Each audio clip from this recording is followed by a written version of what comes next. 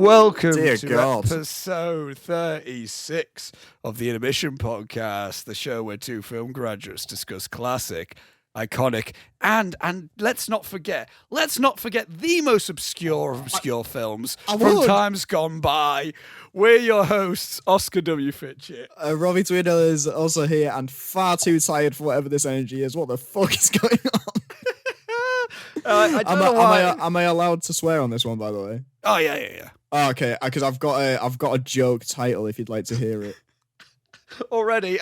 Yeah, sorry, I'll get it out of the way quickly. I want to say, before you get going with that, I want to make it very clear that when I did that, Lewis would be aware of this. You probably won't be aware of this, Robbie. Is I record on my Zoom, and I whacked up the gain so far to 10 when I did that. Wow. I want to say I usually record on 6, and I moved it back down to 6. But I legit just went to 10. Whose gain's bad now, bitch? My gain's fine. Look at it. It's at a perfect level. You son of a bitch. You sound like a gym bro. My gain's fine. My gain's fine, bro.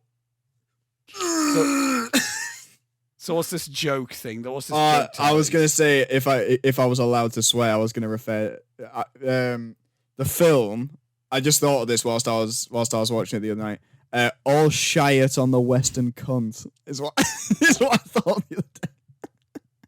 Right, the first bit doesn't even make any sense. It's like shite, but I had to make it sound like quiet. So I elongated the I bit. All shite on the Western cunt. It's not my best, I must say. Well, we'll see if we get a better one. Yeah, hopefully. We can only hope, you know. But before we get into everything, I want to. There's like one thing that I want to say before we get into the usual spiel. Spiel. Slight update on the team members, Robbie. What? This could throw off my segment later on, but continue. Okay, I was just gonna say we got 2 more.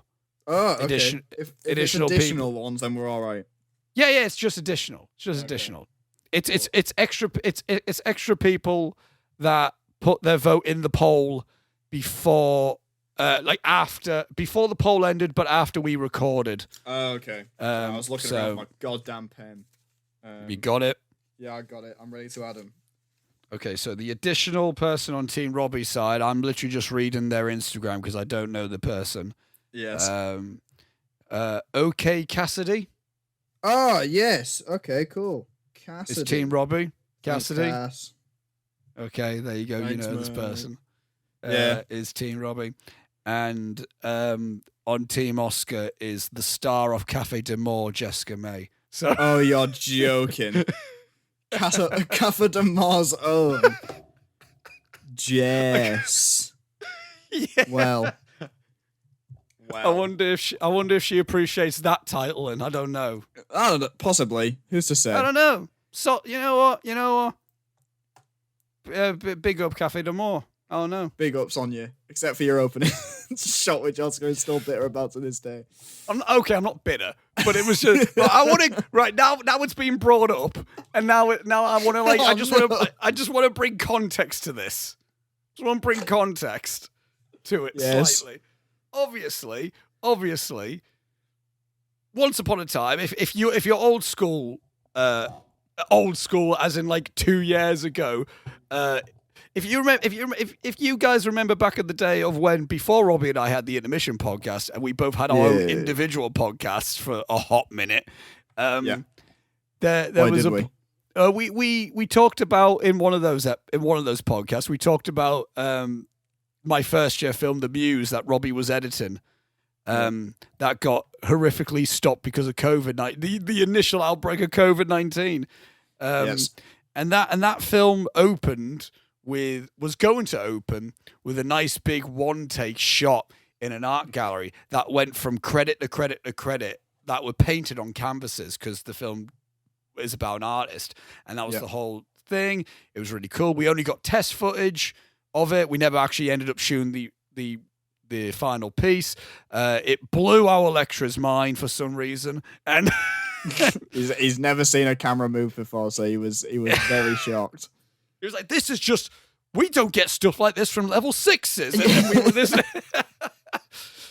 To which then big up Jack Colley just then went like, "You may as well just give us the degree now then." And yeah, good on him. Try it. You know what I mean? Give it a go. So what's funny to me is there was a a year later? No, 2 years. It would have been 2 years later. 2 years later, yeah. 2 years later when we're in our third year, and then Leo, boyfriend of the show, Leo Bradley. Boyfriend of the show, Leo Bradley. Team Oscar member, Leo Bradley. Absolute bitch, Leo Bradley. Was saying to me that he was going to do a one take in his second year film. And he asked me if he could look at the muse, if he could see the muse just to see what, just for a bit of reference. So I thought, yeah, okay, sure, I'll send him it. Nice one. And in my head, what's amusing him? And I thought, like, oh, he just said a one shot. A one shot's anything. Yeah. A one shot's anything. It could be anything. We talked about probably the best one shot on this podcast in Goodfellas. He could be doing something like that or whatnot. To which then we're in the edit suite, and then I see Tyler McCulloch, a birthday boy, Tyler McCulloch. Birthday boy of the podcast, team Robbie member, Robbie captain, Tyler McCulloch. Tyler McCulloch, he was editing this film, and he was like, "Do you want to see the opener?" I went, "Yeah, all right, Tyler, let me see it." And then I'm looking at this, and it's the one shot. Oh, yeah. And it's a one shot that goes through a cafe. It goes from one coffee cup to another coffee cup. And on these coffee cups is the credits written on them. To which, and I'm looking at this, I'm like, oh, this is very The Muse, but just... And I want to say, I've got literally no hard feelings. What I've got hard feelings about is this miscommunication between every situation that I heard about it. It would be instant. Because I'm sure there was like an instance where I'll wait till you're done picking my a sister's fight. at the door. Hang on. What do you want from me? I'm recording. What do you want? I'm recording a podcast. Please. Please. Yes, please go away. Maybe. Fantastic. Cheers. See you later. Riveting. Is that the same? That's not the same sister from last week, is it? No, it was the lesbian. She's actually a lesbian. That's not me. No, I know. So, I'm sure we had one person go that I'm not naming the lecturer because I just don't want to, but I'm sure. Don't want to give him the time of day. No, it's not even like that. It's not even for that reason. I just don't want to be naming for these reasons. But there's like, I'm sure like he went like to Leo about like that he gave them that he gave us the idea to do that shot. Yeah. To which I'm like, that's incorrect. That's not true. And then I'm sure, and then apparently Leo never once even acknowledged that he asked to see the muse and he just thought of the idea. But when I ask Leo goes, "No, I literally referenced you in my blogs, Oscar." Yeah. I'm like, why am I getting this misinformation from everyone? Do you want to hear ultimate betrayal on this situation? Go on. I sent him a copy of the muse because I have it. Because I edited the film, so I was the one that sent him it in the first place. No, I sent him it anyway. I sent him like a link. Oh, did you? Yeah, I sent him like an unlisted link. I was gonna say because I showed him it. Yeah. At some point in second year. Yeah, a very amusing situation. But yeah, there's that. So basically, to which then this same lecturer then acknowledged to me when we're actually in person. Like face to face with the situation, he then goes to me, "Oh, like that shot that they did was very similar to the one that you did. How does that feel? That like you inspired?" No. But then he went. I'm not sure if you were in the room at this point. He went from going like he went to me. You inspired. So well, technically, I gave you the idea. So in that theory, I inspired, and I just went, "All right." Brilliant.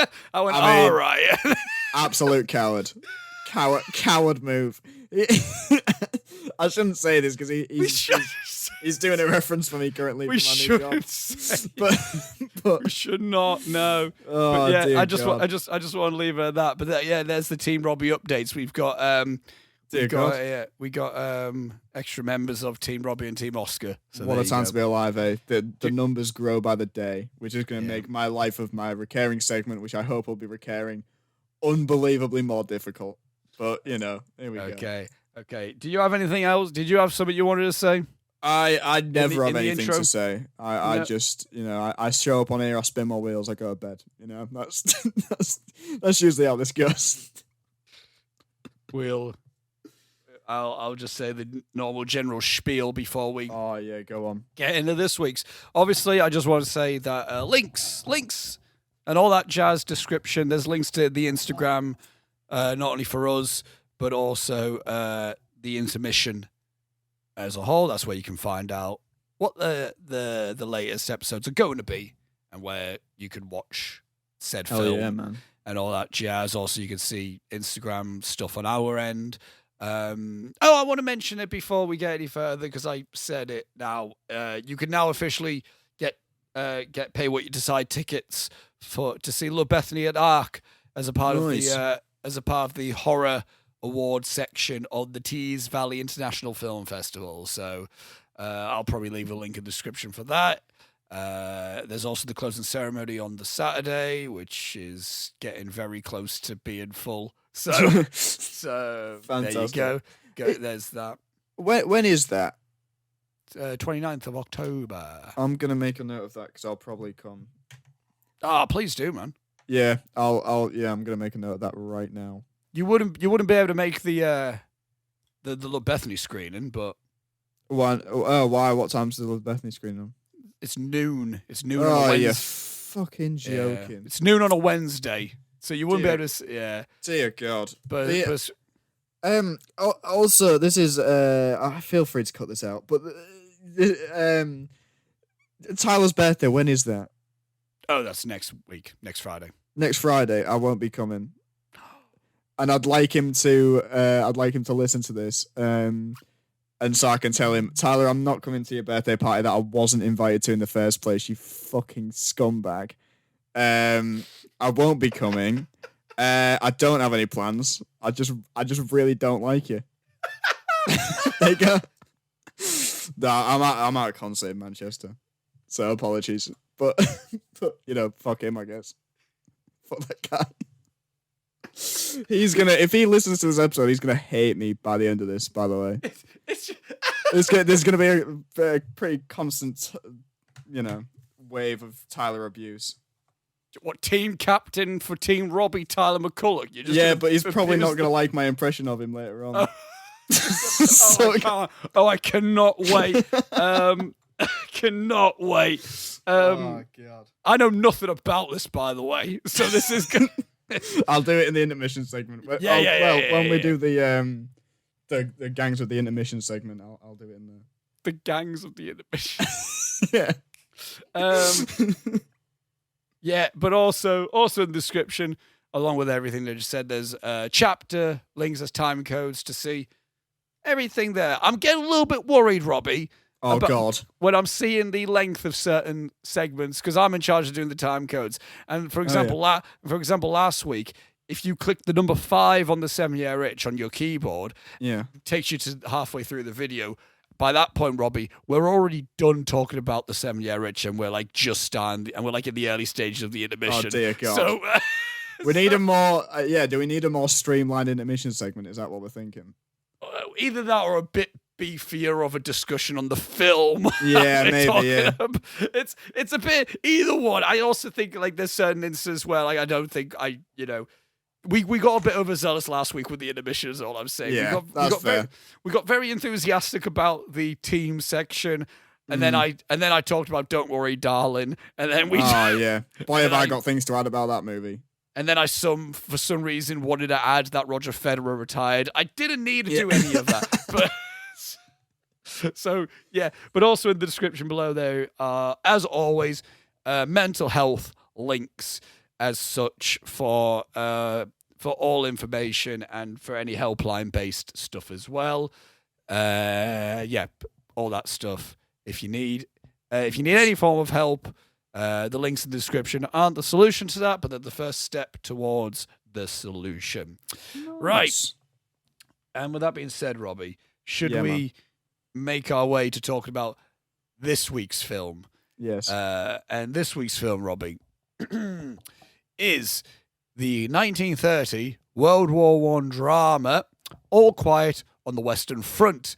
The film is directed by Lewis Milestone and is written by George Abbott, Maxwell Anderson, and Del Andrews. It's based on the novel by Erich Maria Remarque, I believe is the pronunciation of it. The film stars Lou Ayres, Louis Woolheim, Arnold Lucy, Ben Alexander, Scott Koch, Owen Davies Jr., Walter Rogers, William Bakewell, and Russell Gleason. The plot synopsis of the film, according to IMDb, is a German youth eagerly enters World War I, but his enthusiasm wanes as he gets a first-hand view of the horror. It's pretty accurate. Accolades the film holds. It has a 98% on the tomato meter and an audience score of 89%. It has a score of 8.1 out of 10 on IMDb and a score of 4 out of 5 stars on Letterboxd. And the film was nominated for 4 Academy Awards, including Best Cinematography for Arthur Edison and Best Writing for Abbott, Andrews, and Anderson. And the film won 2 Academy Awards, including Best Director for Lewis Milestone and Best Picture overall. So that is the film we are talking about this week. And my thing with All Quiet on the Western Front, the reason why we're talking about this as well is similar to why we talked about The 7-Year Itch last week, is because Netflix are releasing a film this year, later this month actually, October 28th, I believe. There's a new All Quiet on the Western Front coming out that I only discovered that was coming out. It was like a month or so ago. I was like, why not talk about the original then in that regard? And with this film, it's a film that I've always been aware of. Like, I've always just known of it. It's like Of Mice and Men. You know, it's like you always hear All Quiet on the Western Front. Didn't know anything about anything. I just knew the name of it. And I'm quite new to this film. I saw for the first time this summer. And this is my second time watching it. So I'm not like massively ingrained with All Quiet on the Western Front. But my thoughts, general thoughts, is it's a film that I actually really like. It's a film that I don't find myself. It's weird. I remember first time I watched it, I was like, "Oh, this is really good," but I wasn't like head over heels for it. And watching it this time around, before going into it, it's like I knew I liked the film, but going into it, I was a bit like, "Oh, okay." Like it felt a bit homeworky to stick on at first, and then when I was watching it, as I was watching it this time around, I was like, no, there's a lot of scenes that I actually remember from this film that I remember were really good scenes. Yeah. And so, it's a film that I always expect to be quite daunting, but it isn't really. It's actually quite an easy watch isn't the right word. It's not an easy watch, but it's not intense.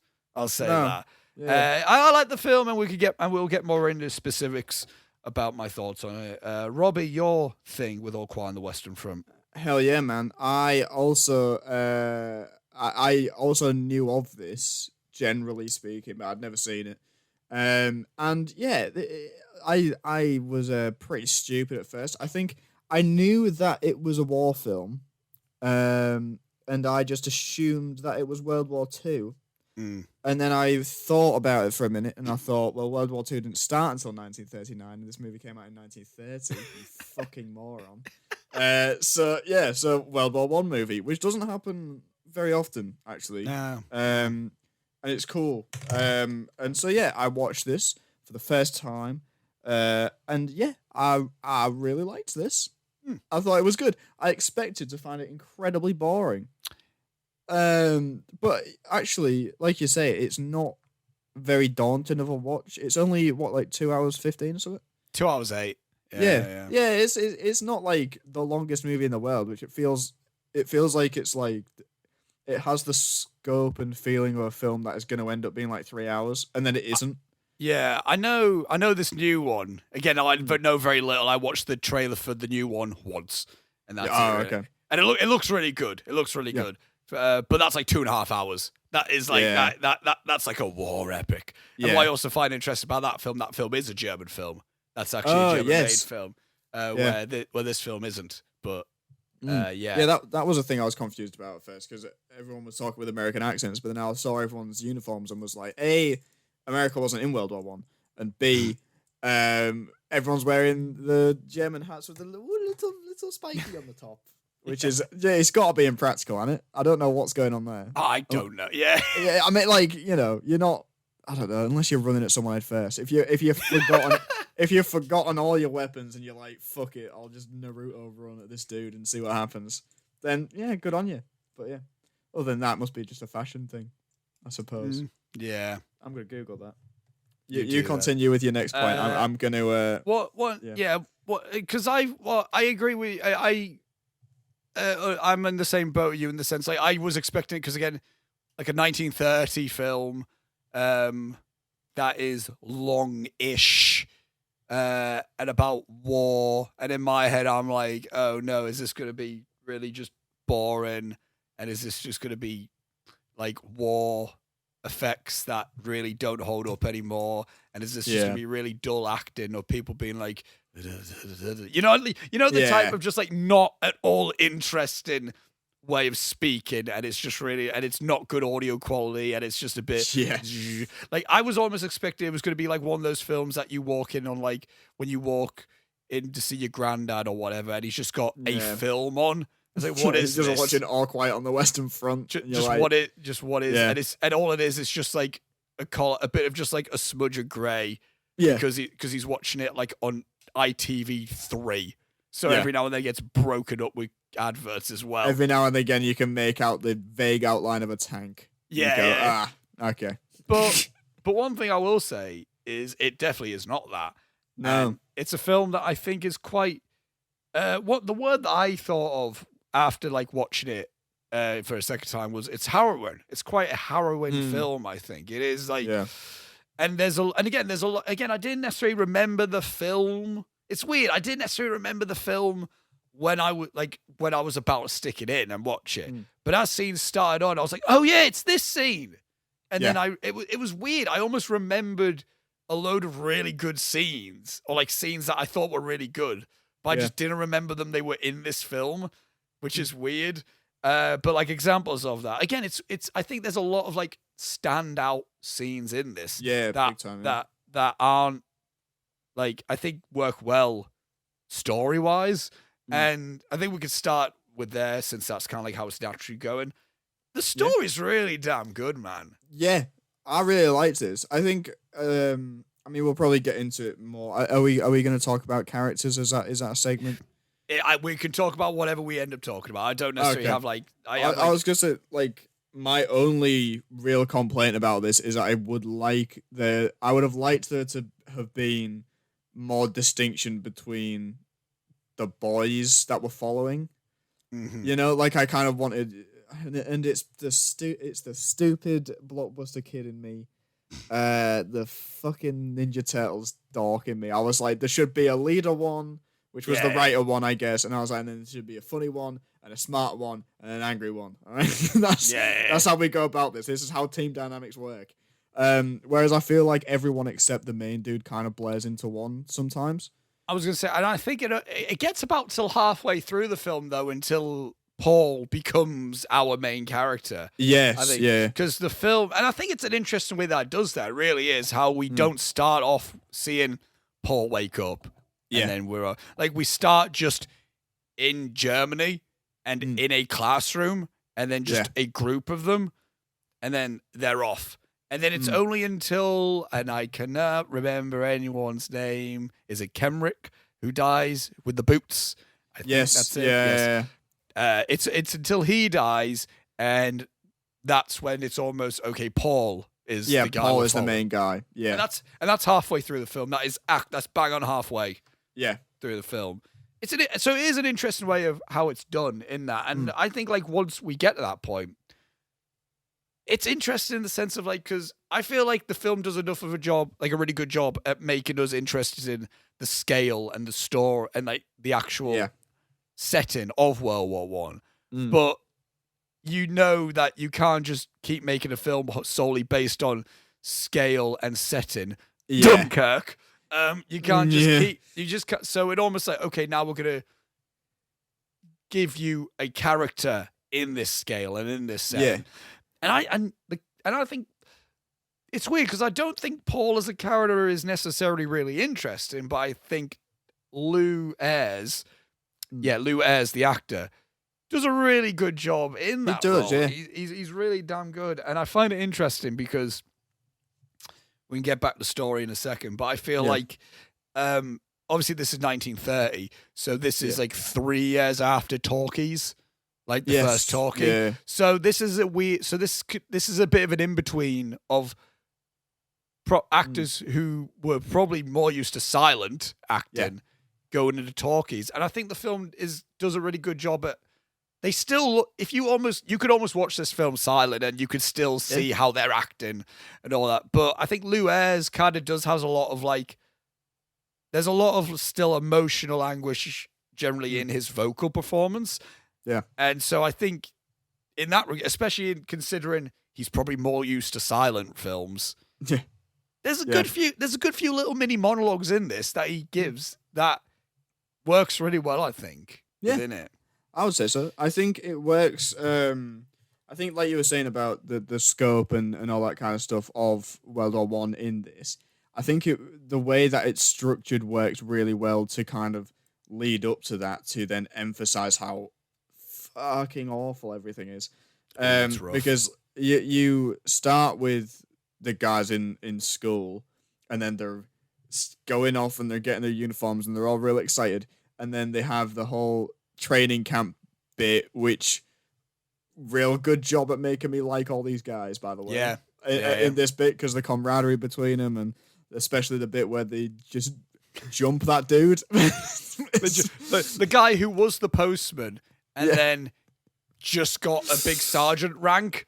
Yeah, and then he's just a prick for no reason. They see him like, hey, it's the postman. How you doing, mate? And he's like, get in line. I'm your general now. They jump out of a tree and they wrap him in a duvet and they just beat the shit out of him. Literally beat his ass. Directly onto his ass. Yeah, and then they leave him in some mud where he presumably drowned because we never see him again. I don't. We do. He got out and we saw him a lot later on in the film when he's in the bunker again. Oh yeah, he's the one where they go like, yeah, kiss my ass, whatever, and then he's charging the field and he dives. He goes, I'm wounded, and then Paul is like, you're not wounded, it's just a scratch. Get up, you pussy. Yeah, I do remember that. That's verbatim. He kill him a pussy. Yeah, you gotta be a fucking pussy. I think having that segment of it, and then they go off to war and go to going into the trenches, and they meet Mr. I've got a full pig from somewhere. and all that stuff. You know, it emphasizes how, you know, the expectation of it from their point of view to what the reality of it was. They thought they were just going off to be, I don't know, like superheroes for a few months and just have a bit of fun with their mates. And then, it was not that. The war scenes are really well done as well, man. Oh my God. Yes. Really, and I think even putting it in the lens of 1930, it feels massive for something like 1930. The shots where they're running, like when the first time there's a battle and they're trying to push the French back or something. When they come out of the trenches and like that shot that's gliding over the top of the trench and everyone's climbing out one by one, and then you see them all running across no man's land and stuff. It's so cool. It's so well done. And like you say, for 1930s, for that time, it's insane the kind of stuff they were pulling off with this. I remember in the Hidden Fortress podcast, we talked about, like, that's a 1958 film, and one point that I mentioned about that film was, wow, the scale and the sets are massive and huge and really impressive. There's so many moments in this film that's 28 years before the Hidden Fortress.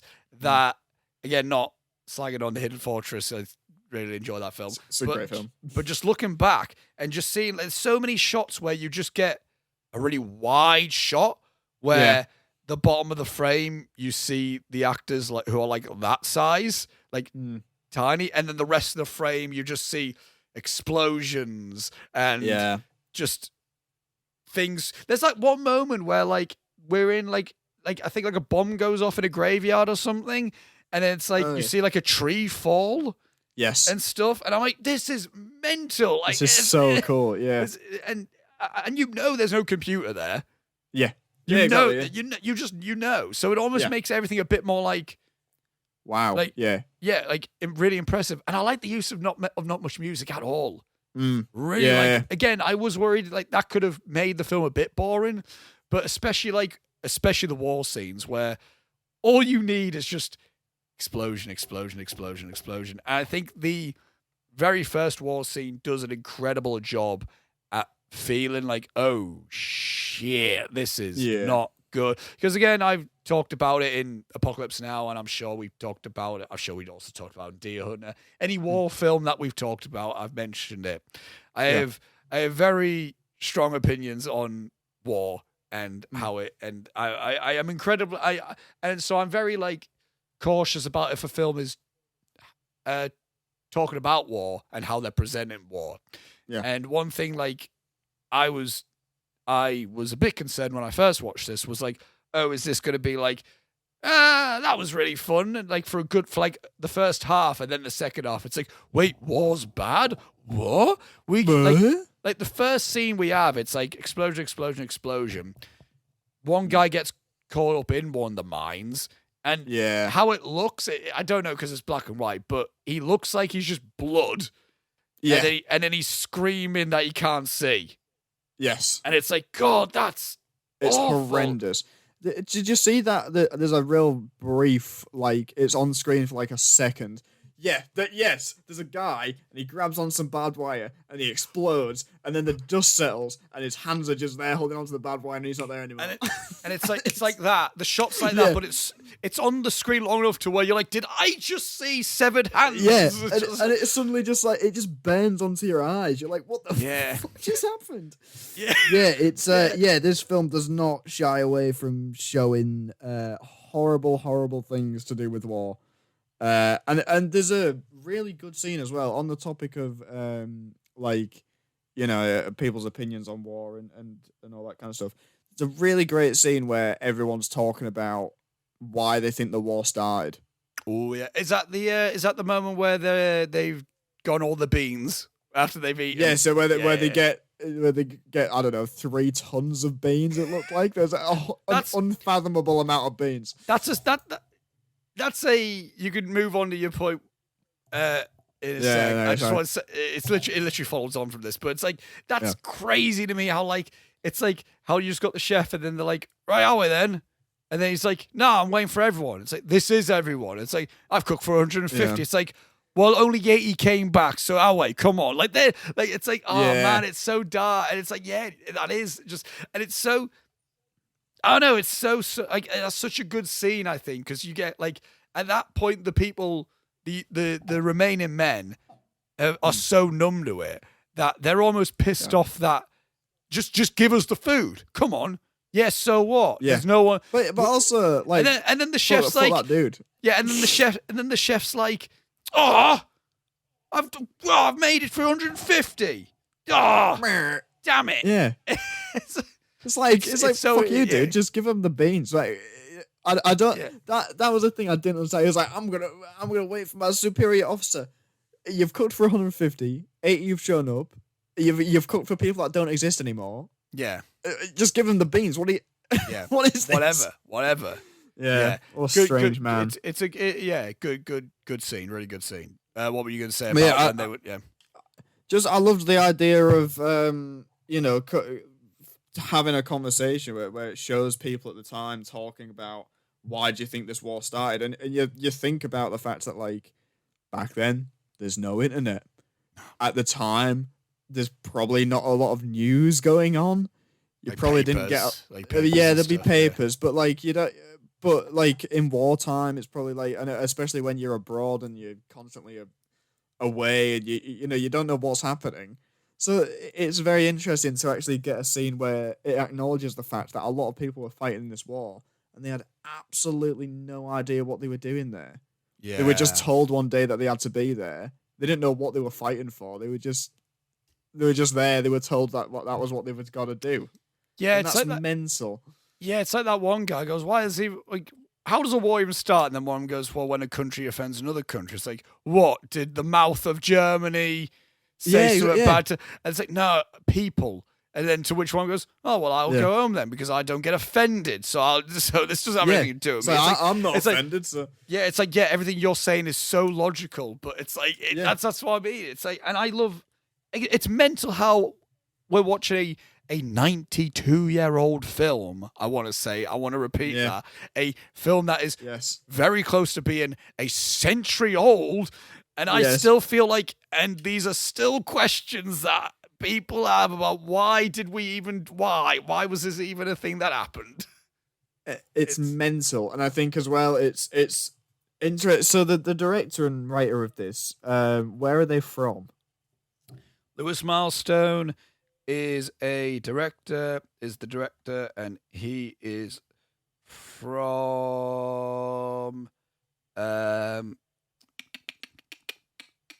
when my internet loads, he is Moldova is the is where Lewis Milestone is from, and if one about the author of the book, I imagine he was German, right?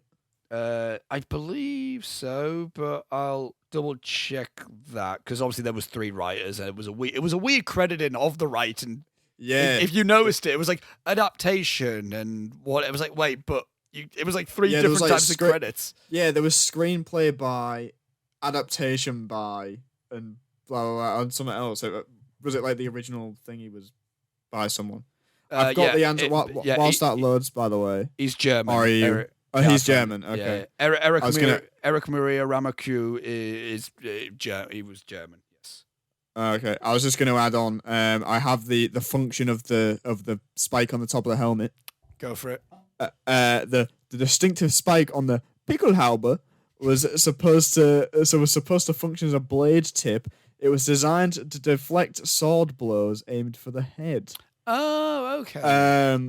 Well, it would have to be, designed to deflect really, really bad sword blows to the head that were not going to hit your head because they were above your head. So good on you.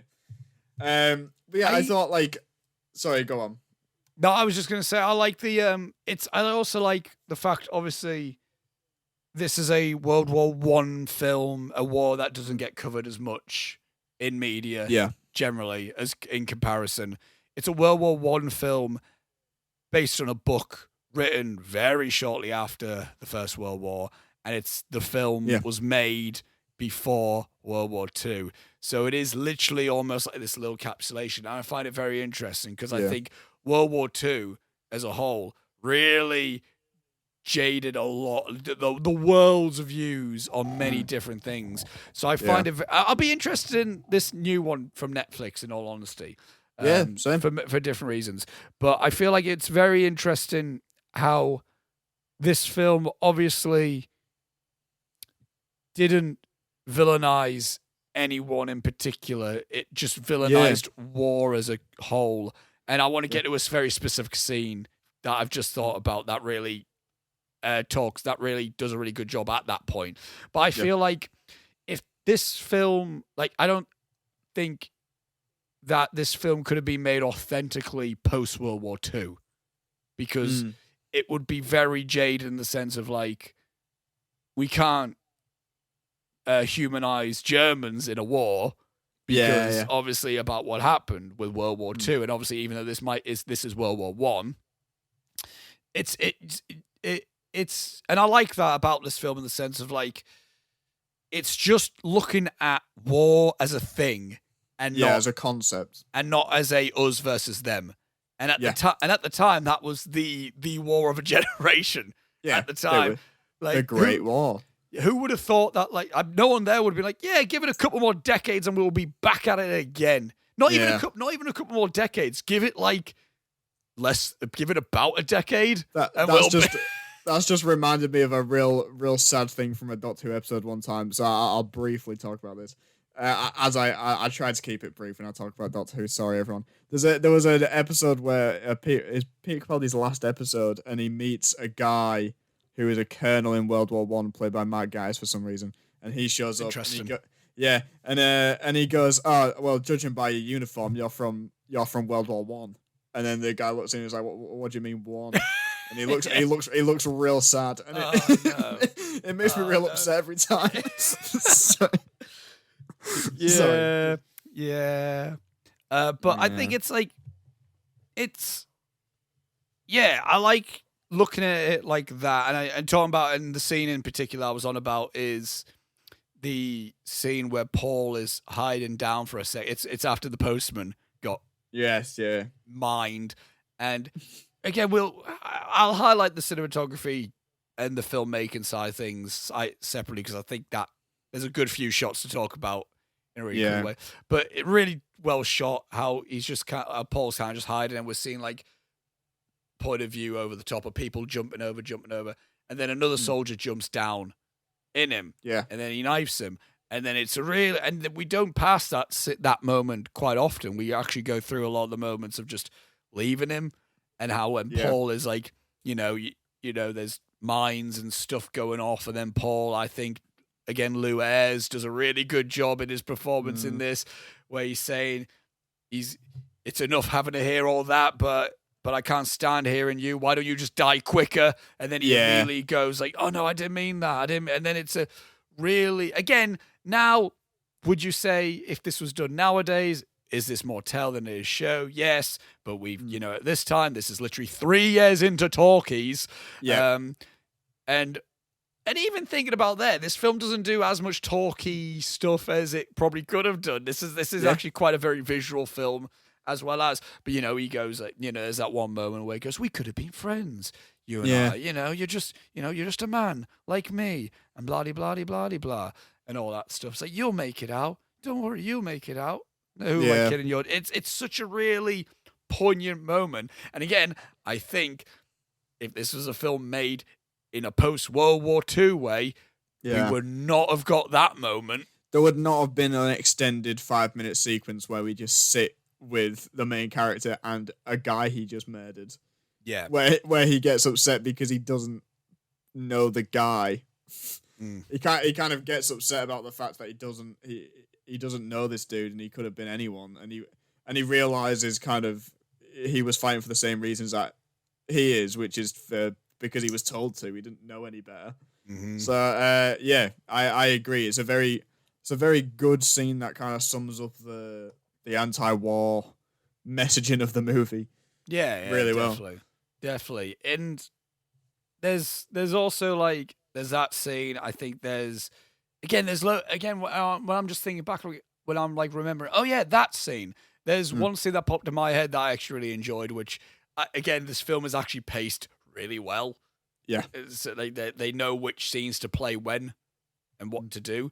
When they're all in the bar, and there's that one moment where Paul and one of the other soldiers that I don't know the names of, because they all kind of blend in a little bit. But I'm there for the camaraderie. I can at least get behind that. Is that moment where it's the shot of like, it's like a half shot of like the mirror and then the poster with just the woman and the bloke, and they're just kind of like you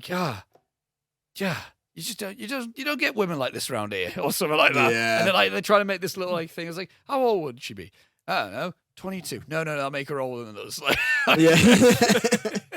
It's like little things like, it's like, well, you're not getting anywhere with him there, and then he cleanly rips the real obvious, real blatant. And then he goes, and then like just like the three other blokes come in, and they're all a bit like it's fucking Sherman from 7 Year Rich behind him, and then And then they go, oh, well, now you've soiled it.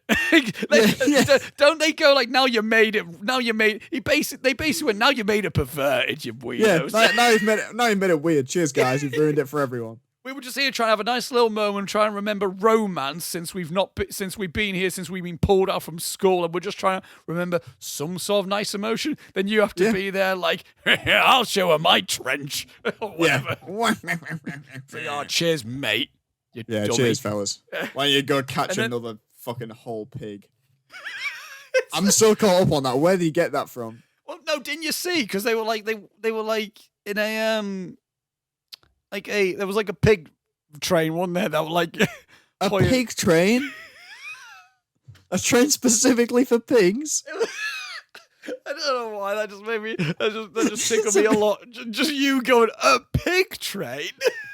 Well, like a cargo train, but it only carries dead pigs. No, but it looked like what it seemed like to me. It looked. It's bizarre. Did you miss the moment of like? Because it looked like it was like a bunch of people. It was like two blokes getting like dead pigs for like food or whatever, and then they took off, and then like the one bloke snuck in and went and then caught another pig. Maybe I missed this because I in my viewing of what I remember seeing, it was that bit where the voiceover goes, if anybody's gonna find food, if there's any food to be found, this guy will find it or whatever. And then we cut to him crawling around in the mud. And then from what I recall, the very next shot is him then arriving in the bunker with a whole pig. And I was like, where did he get that pig? No, you see him go up to a pig train. Yeah, he goes up to the pig train. He waits for it to stop at the station so that any of the dead pigs that aren't going to California can get off on their fucking holiday cruise. Just a lot of dead pigs with mojitos is what I'm picturing now. That's right. What an image! Just what an image. Little umbrellas in the cocktails. If someone wants to edit that together, we'll stick it on the Instagram. So yeah. If you've got the time, you know. If you really want to, go on, Tyler. Go on, Tyler. Go, Angus. Tell Tyler that's his task. Do it. Tell him to do that. And whilst he's at it, if he could draw up an invitation for me for his birthday party, and if you could stick that on a laminated bit of card and send it to me, and I will reject it and send it back to him. Thank you. Cheers. You specifically wanted an invite just to reject it. Just to say, no, I can't go. And I didn't want to anyway. Who are you going to see in Manchester? We're going to see a band called Sports Team, who I've heard in passing on multiple occasions when Julia puts them on in the car. Okay. So, yeah. But it'll be good. I'm excited, actually. Cool. Back to the pig train. Yeah, back to the pig train. But yeah, so there's those again. I remember a lot of scenes that I'm like, God, I really like that. There's a lot of again, like more so from like, again, not exactly the reason, but almost the same vibe of when I'm watching Days of Confused, and I'm like, it's this scene coming up. Obviously, it's not the same enthusiasm when I'm watching All Quiet on the Western Front. No, it's more so, this scene's coming up. Yeah, or like, this was a really good scene. Like Again, the first hospital scene. Dear Christ! It's like my left leg's hurting. It's like, well, how can it be hurting if you don't have it? And then you just know at that moment, that's when they all go, dude.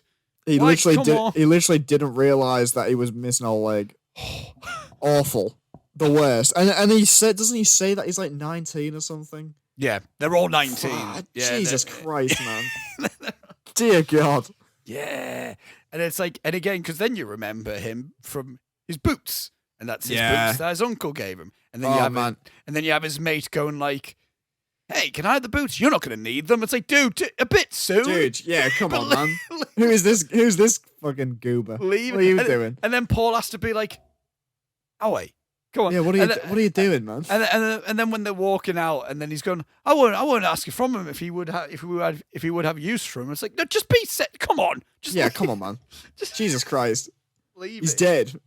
He's dying. He's dying. Yeah, he's died. Sorry, he's not dead yet. But I liked the thing that followed that, where we got a little montage of various people wearing the boots and dying in them, and then passing on to the next person.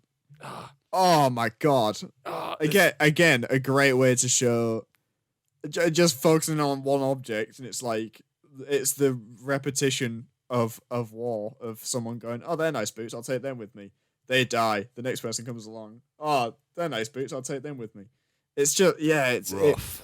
they come up with very creative and cinematic kind of filmic ways to show how awful war is. I guess, again, looking at it in terms of its time period in relation to cinematic history, Yeah. with silent film, that's all you could do. So Yeah, just show it story visually. so you probably got Lewis Milestone being like, well, this is just how we would do it anyway. I feel like we almost take it for granted to where we almost like people like us and just general modern filmmakers. It's like, well, I'll just have someone say a thing. But like back then, it's like they wouldn't just like, well, we can't. Yeah, So, that's like, not how it works. So how do we do it? But then it's like, but you have that. But then I feel like you have a really good piece of dialogue when Paul comes back with the boots, and and he's just like, again, it's just a still a little monologue of him going like, "He died. I saw him die. No, that's been my first experience with death." And then he goes a bit like, "It's weird." And then it's like, oh, you could see that's like the first moments of him being a bit like starting to crack a little bit from what war is doing. And it's so like, again, so new in the talkies, and there's a lot of really nice, poignant, good piece of dialogue. There's not there's not loads of tell, if you know what I mean. There's not loads of like, we're saying the words because we can now, and we're just describing things that we're seeing. Like, films of a similar time period did a lot of that. Where people are just blabbing, and you're like, what? We don't need to. And they're all talking at 1,000,000 miles per hour for no reason. Citizen Kane. It's not good. Sorry. I had a little bit of Citizen Kane's a bad film stuck in my throat there. Apologies, everyone. Go to the Citizen Kane podcast to see more. Fucking sucks, man. It fucking sucks. I don't care what place it holds in the history books. That movie fucking sucks. But yes. The dialogue. Good use of dialogue in terms of it could not be there, and the story would still come across. It just adds nice little bits of flavor every now and again. And when it does, they like to give them lines where it's like, shit, man. Yeah. It's the really hard hitting bits which they couldn't do visually. Yeah. You couldn't just do that visually, so they're like, right, okay, he's gonna say this, and it's gonna make everyone go, oh, God, Jesus. Yeah, I feel like, again, because I'm quite, you know me, I'm quite wordy with my scripts. Yeah. And I can fall into the trap of tell if I'm not careful with my stuff. And obviously I like to do things that's why I did love Bethany, if I'm being perfectly honest, because it gave me an excuse to do things visually with horror imagery and stuff. But I made sure to have a very dialogue-y moment in that film as well. Hell yeah. Come to the Ark on the 26th of October to see it for yourself.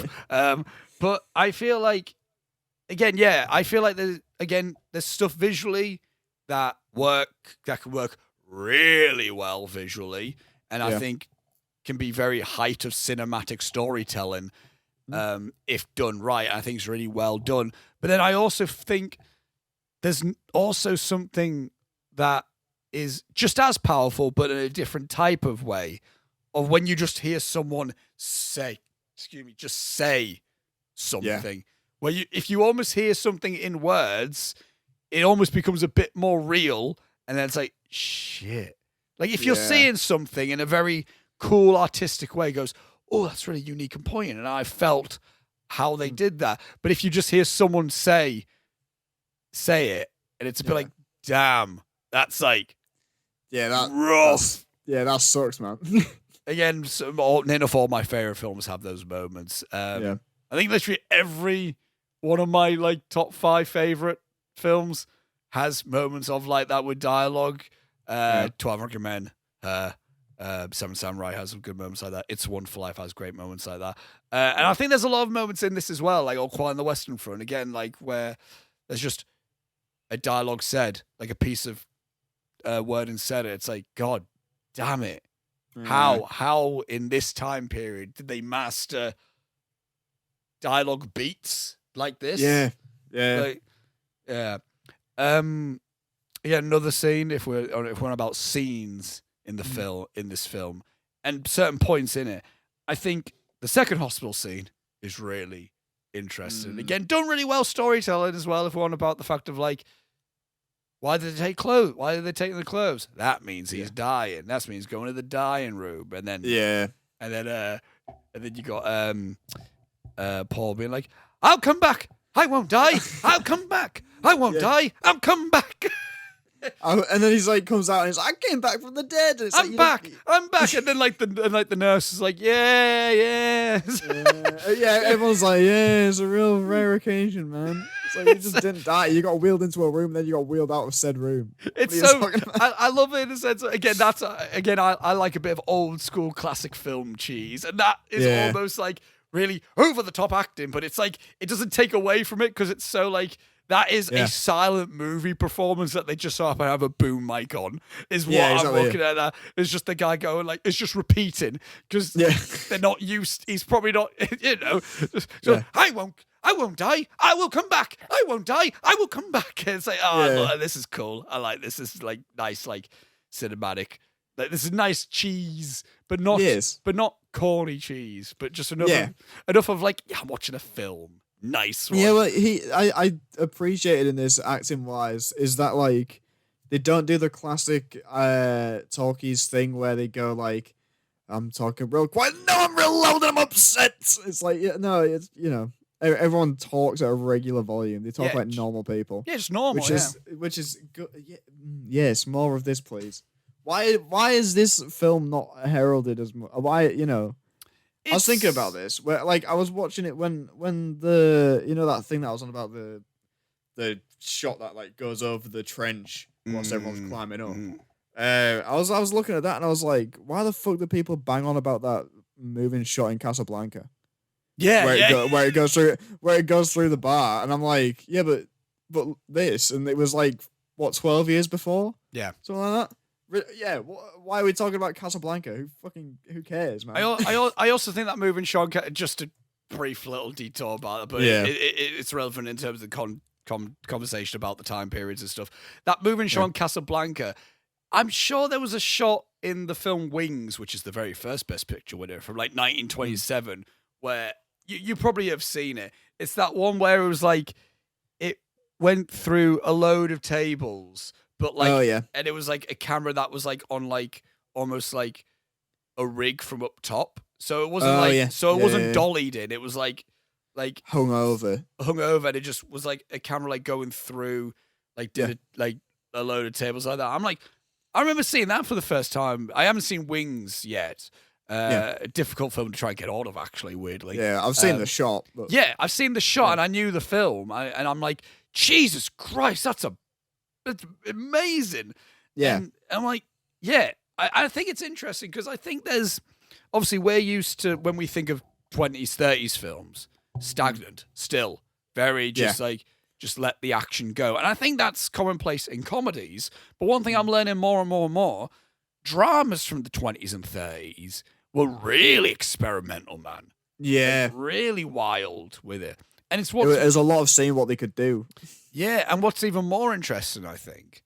I also think because of that reason, obviously with comedies, it's like, let me just watch the funny man do the funny thing. Yeah. That's what I need. But with drama, it's like, there's only if you've just got a still wide of someone going.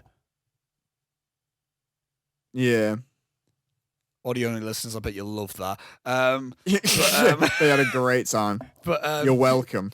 We need like a bit of like camera inventiveness with that thing. Yeah. That usually happens more outside of Hollywood, which also makes a film like this even more impressive because this was a Hollywood production, and they did do a lot of really big things. I guess we could talk about the filmmaking side of things with it now, since that's kind of like how we went on. Yeah, go for it. The editing is really good. Yeah. Really good. I think the first thing that springs to my mind is the first scene in the school. Yes. Where where you got the teacher being like, I can't remember anything he said, but he was basically like, you're gonna be the baddest bitch in Germany if you go to war, and you're gonna get all the girls, and you're gonna be the biggest baddest bitch in Germany is the best thing you said in a long time. You're gonna do it all. You're gonna do it all, and then it's like. And then it's like overlaid shots of like one of them imagining him in the war in his war getup, and then another one imagining him in a horse carriage with women or something like that. And it's like he's on his way to far, far away in Shrek 2 or whatever. He's having a great time. And it's like, and then we get like that, and then it's like, okay, and then also I'm used to like certain shots being just wide shots, and then we get just a montage of close-up shots of all of them being like, yeah, and it's like, oh, this is, and like fastly cut and all that, and then like everyone's like throwing papers, and the teacher's like, I'll enlist you all now, let's go, and yeah. There's a lot of fun editing things like that, where like you say, like overlays and stuff happen. Like there's that real sad one at the end. It's like, look at all these graves, and then look at all these people walking over. You know, silent, nothing, no even sound effects or anything. Just nothing. Just this is it. Yeah. Was that? I don't know. I need to like look it up. But is that like almost the first example of like when the end credits hit, someone just letting the audience go. Yeah, like is that like, everyone sits in silence. Yeah, not like where it's like duh duh duh, and then everyone's like, yay, that was a really good film. Is that like the first example of like ending a film of people going, Jesus? Everyone goes, dear Christ, what the fuck? Yeah. It's like, again, because it is that is, oh mate, the ending is so it's rough. Yeah, Well, were you going to say anything else about any Edison stuff? No, I have no notes. What I was going to say about the story progression, what I really liked, because obviously after, we get war, it's horrendous, and then Paul goes back home, which this I really like this. Yeah, really. See, Deer Hunter, this is what you could have done. This is what you could have been if you could have just done anything that All Quiet on the Western Front did. Yeah. Or just anything. You could have done anything. What do you mean? They danced? Yeah, I suppose. For long. For so goddamn long. And there's there's the good Russian roulette scene. Which I'll still stand by, no matter my thoughts on that film. That is still one of the best scenes in film history. Yeah, it's still a great scene. Even if the film itself isn't. Even if the film itself is the most boring thing anyone's ever seen. Anything with Christopher... No, I was going to say anything with Christopher Walken, but then I remembered how his character ended. Do you remember? Yeah. Do you remember that? No. All right. What happened to a slight little detour for All Quiet on the Western Front. We'll get back to it. But remember, so there was the moment where, De Niro and... I forgot who else. But like De Niro left. Christopher Walken was the one left. The one guy left, and there's that really good scene of him crying in the hospital, and quality Christopher, actually legit really good acting by him. Yeah. And then we don't see him for a while, and then like fucking De Niro goes back to Vietnam, I think, and then for some reason Christopher Walken is like this Russian roulette machine. And then, like, he's like really, really cold stare, and De Niro's like, "Don't you remember? It's me, your best friend." I'm doing a bad impression, but it's very good. It's me, and he's like, Christopher Walken may as well have been like, "I don't know anyone." Like, he's really like cold faced. Oh, okay. Like this clearly stuck in Robbie's head, and then it's I have no idea what is going on. I only just remembered it now. I'm like, oh yeah, he was almost like a Russian roulette robot for some reason. And then he like, and there was that moment where like De Niro and Walken played Russian roulette in that moment, and he goes, "It's me, don't you remember? It's me." And then he starts to somewhat remember. He goes, "Wait, Robert De Niro? I can't remember his character's name. Wait, is that the actor Robert De Niro? Wait, he completely breaks the fourth wall. What? He goes, yeah, it's me. You're coming back to reality." He basically said that, and then he just then shot. And then Christopher Walken was like, "No, Russian roulette," and then shot himself. And then, Jesus Christ, I don't remember this at all. I don't remember any of that. I only remember that because I remember our conversation about that. I just remembered. I Fucking remembered Christ. us talking about it, and then the scenes flashed in my eye. It flashed in my head. I was like, "Oh God, yeah, that did happen." Oh dear Christ. And then the film ended with them coming back from the funeral, and then they started singing "God Bless America." Oh God. Do you remember that? The film ended. No. The film ended in like the wake of the funeral, and they're all sat quietly around the pub, and then they start singing like "God Bless America," and then I was like, "Wait, was that the point of the film?" And then we ended like on like freeze frame like credits, and then and then the final shot of John Cazale's entire career was him when he had that dumbass fluffy hat with John Cazale. I'm like, oh, in memory of, I guess.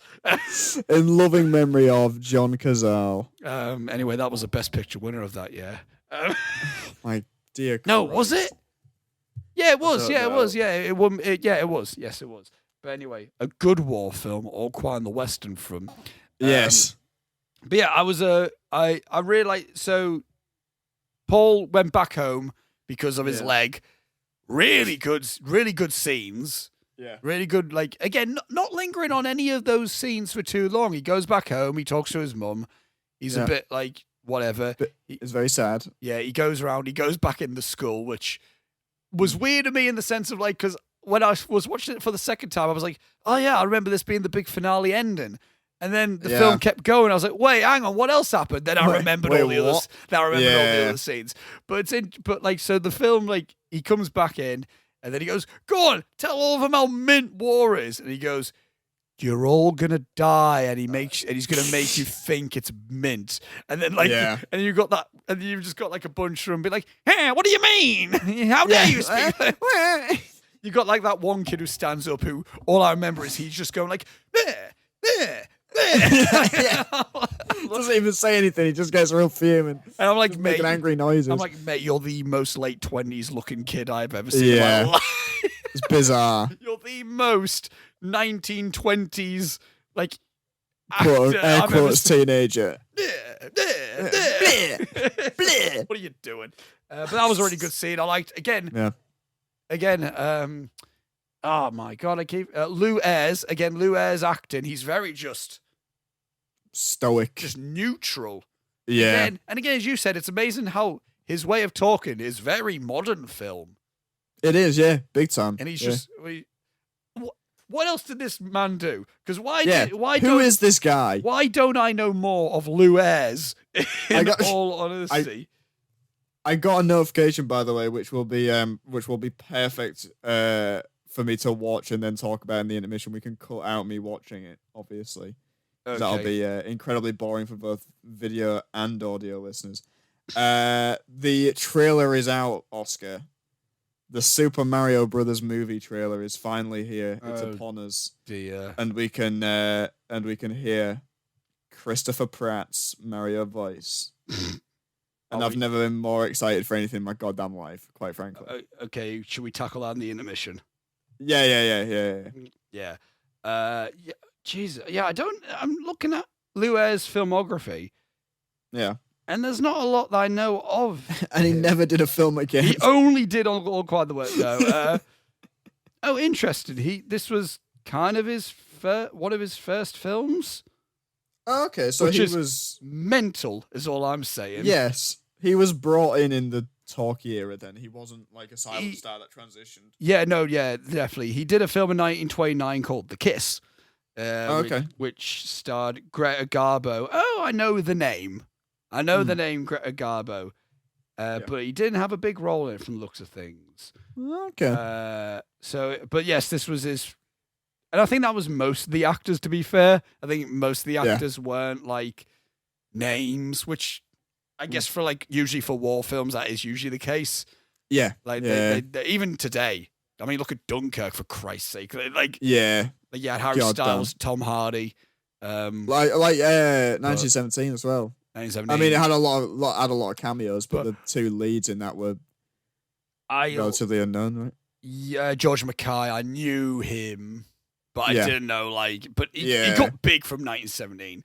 Yes, exactly. But I'll get back to a relation to 1917 in this actually bit a bit. But I like that we got that scene, and then we got him being like, "Yeah, I'm gonna go back to war because I'm healed now." And again, again, it would have been cool to explore a little bit more, but I think that did a really well done job at like a troop coming back home and feeling empty. He feels just kind of out of place. He doesn't really know what he's supposed to be doing if he's not there. Yeah. And again, things that are still relevant today. Yeah. Which is, again, crazy. We're talking about a nearly 100-year-old film, and a lot of the things they tackle are relevant. Yeah. Mental. Terrifying. And obviously the book's older, so yeah. Crazy. But then he goes back to war, and the film does a really interesting way of like almost making us feel like, oh yeah, the boys. Like it's like, which the is like fellas. where he goes back and it's like, oh yeah, the familiarity. It's like, but let's remember what familiarity we're going back into here. Yes. And obviously the film at that point, we're in the last 10 minutes, I think, of the film at this point anyway. But he talks to that one guy that's that big goober in that like in the lake. Yeah. Oh yeah. Yoo-hoo, yeah. Yoo-hoo. And he gets really pissed off that he didn't get laid. Yeah. He gets really annoyed. You're really irate about it. You're too irate, in my opinion, to be honest. I'd say chill the fuck out. It doesn't really matter. Chill out, dude. Nice little scene as well. I like that. Yeah, lovely. That nice little scene of like three of the lads like pulling. Yeah, pretty much. Yeah, it's good stuff. But then it's like then obviously Paul goes over to talk to, I don't know the bloke's name, the last bloke in the towards the end of the film, and this was the moment where I then remembered this scene. I was like, oh yeah, there was another scene that I remembered. Yeah. And oh my god, it's so tragic, man. Yeah. It's the saddest thing you've ever seen in your life. It genuinely might be one of the saddest moments that we've talked about on the intermission. Yeah. I wouldn't mind almost looking at the films that we have talked about and seeing if it might be I think it probably is the saddest. It's definitely up there. I know it's like we get the familiarity moments, like they're dropping bombs and then they lower down, then they go up, and it's wild how so casual they are. It's like, oh, let's just head back then, and he goes up another bomb. You see his legs just flop. Yeah, and then he goes, okay, let's head up. He goes, my shin's broke. Yeah, my shin. And then carrying once again another, and then you just see him limp. And then they do a really cool close-up of just you see blood on his neck. And that's all I need at that moment. Yeah, I don't need to see his, like you know, his hands left on barbed wire and that's all that's left of him. I don't need to see that. Mate, you know. Walking back, still talking to him, which is, mate. Yeah. Drops him down on the first aid area. And he goes, should have saved your time. He's dead. He goes, no, he just fainted. And he's still none the wise. He goes, no, he's dead. And he doesn't register until he tries to feed him water. And it's so fucking rough. It's real hard to watch, you know. It's like you're watching it and you're like, oh, God, this... It just gets worse and worse as it goes on. It's his reaction in the sense of like he's so broken to not be even crying anymore. He goes, it's almost like he went back to war to almost see his friends. Yeah. The friends that he has left. And he's like, yeah, cool, nice, yeah, whatever. And then it's almost like he's there. He goes, well, what else did I expect? Almost. Yeah. And he just dumps the war and he's off. And then we get his end, which... Yes. Where again, he fucking dies straight up. I mean, I don't know if I would have wanted any other ending to this film. I think it serves the purpose of ending this story is him dying. I couldn't see any other way of going about it. Yeah, I don't know if I would have just wanted to see him back at home because again we saw him at home and it's not. Yeah, good. Exactly. Yeah, and it's not good. So I think it was the best way to do it, and I think as well in what this film's trying to say, having him die by the end makes the most sense. Yeah, man. Yeah. Even if it's weirdly artsy. No, it is. I almost like how abstract it kind of is without being. Yeah. It's like obviously it's not completely random in the sense of like we get establishment of butterflies to his home life. Yeah. And there's also probably some other metaphor there about why a butterfly. Yeah, there's probably something else, but metamorphosis or whatever, and going ugly and come out beautiful. And, if I would put some sort of like analytical film studenty hat on, it would probably, you could say like they were only caterpillars when they started, and then they flourished into butterflies. But even in this area, butterflies never come back. Like something like that. You can look at it in that way, but you don't need to overanalyze that to get the film. Exactly. Yeah, and then obviously again, it's just you see the guy with the gun, and then you hear this, and then you just see his hand drop. Yeah, and that's all. And then we go to that ending. I think the gunshot's the last sound of the film. Yeah, I think so. Yeah, like because you don't hear like the impact of him hitting the ground or anything. No. You literally just see him. You hear the gunshot go, and you see his hand like scooch back, as if he's been hit, and then and then flops, and then the graves, and then the shot, which is just the most devastating type of like end frame, I think. And again, talking about it with you now, I would say I agree. I don't know why this film isn't talked about more. I don't get it. Again, we all know All Quiet on the Western Front of the name, and I think, and again, my mum read the book, and I think she read it in school. But she's also I think she's got the book downstairs. Actually, I might have to have a. Oh, nice. Yeah. From the looks of things, I have a little gander. It doesn't seem like it's a really long book as well, so I might. Okay, cool. It would be interesting to read literature from that time period as well. Yeah, definitely. But it's a obviously, I think because even though I knew I liked the film, I just think I remember going into this feeling like a bit homeworky, because I don't know about you. Do you remember in English or history in secondary school, would you just get stuck on a random old war film that you have no interest in, but you're just forced to show it? All the time. Watch it, So when the history teacher could not be asked to do a lesson and she wheeled in the big telly, and like, fuck it, is a war film. Do you know what was a really weird one that we got given once? This is off topic, so we will get back on it in a second. Yeah. She wheeled in the telly and went, look, I've got this film for you to watch. I think it'd be really insightful for you. Stuck it on. Butch Cassidy and the Sundance Kid in history, but we were in the midst of like World War II. Oh, so you weren't even in like Western America? Nope. So I was just watching it like, fuck is this about? So what's the relevance? What is this? I think the only modules that we did that weren't war, because we did World War I and World War II. We did the Great Depression. All right, but that's not really. That's not that. That's not what Butch Cassidy is really. Is it? I can't remember. I don't fucking know. It was the most boring thing I've ever seen. I remember something happened with related to penises. I can't remember.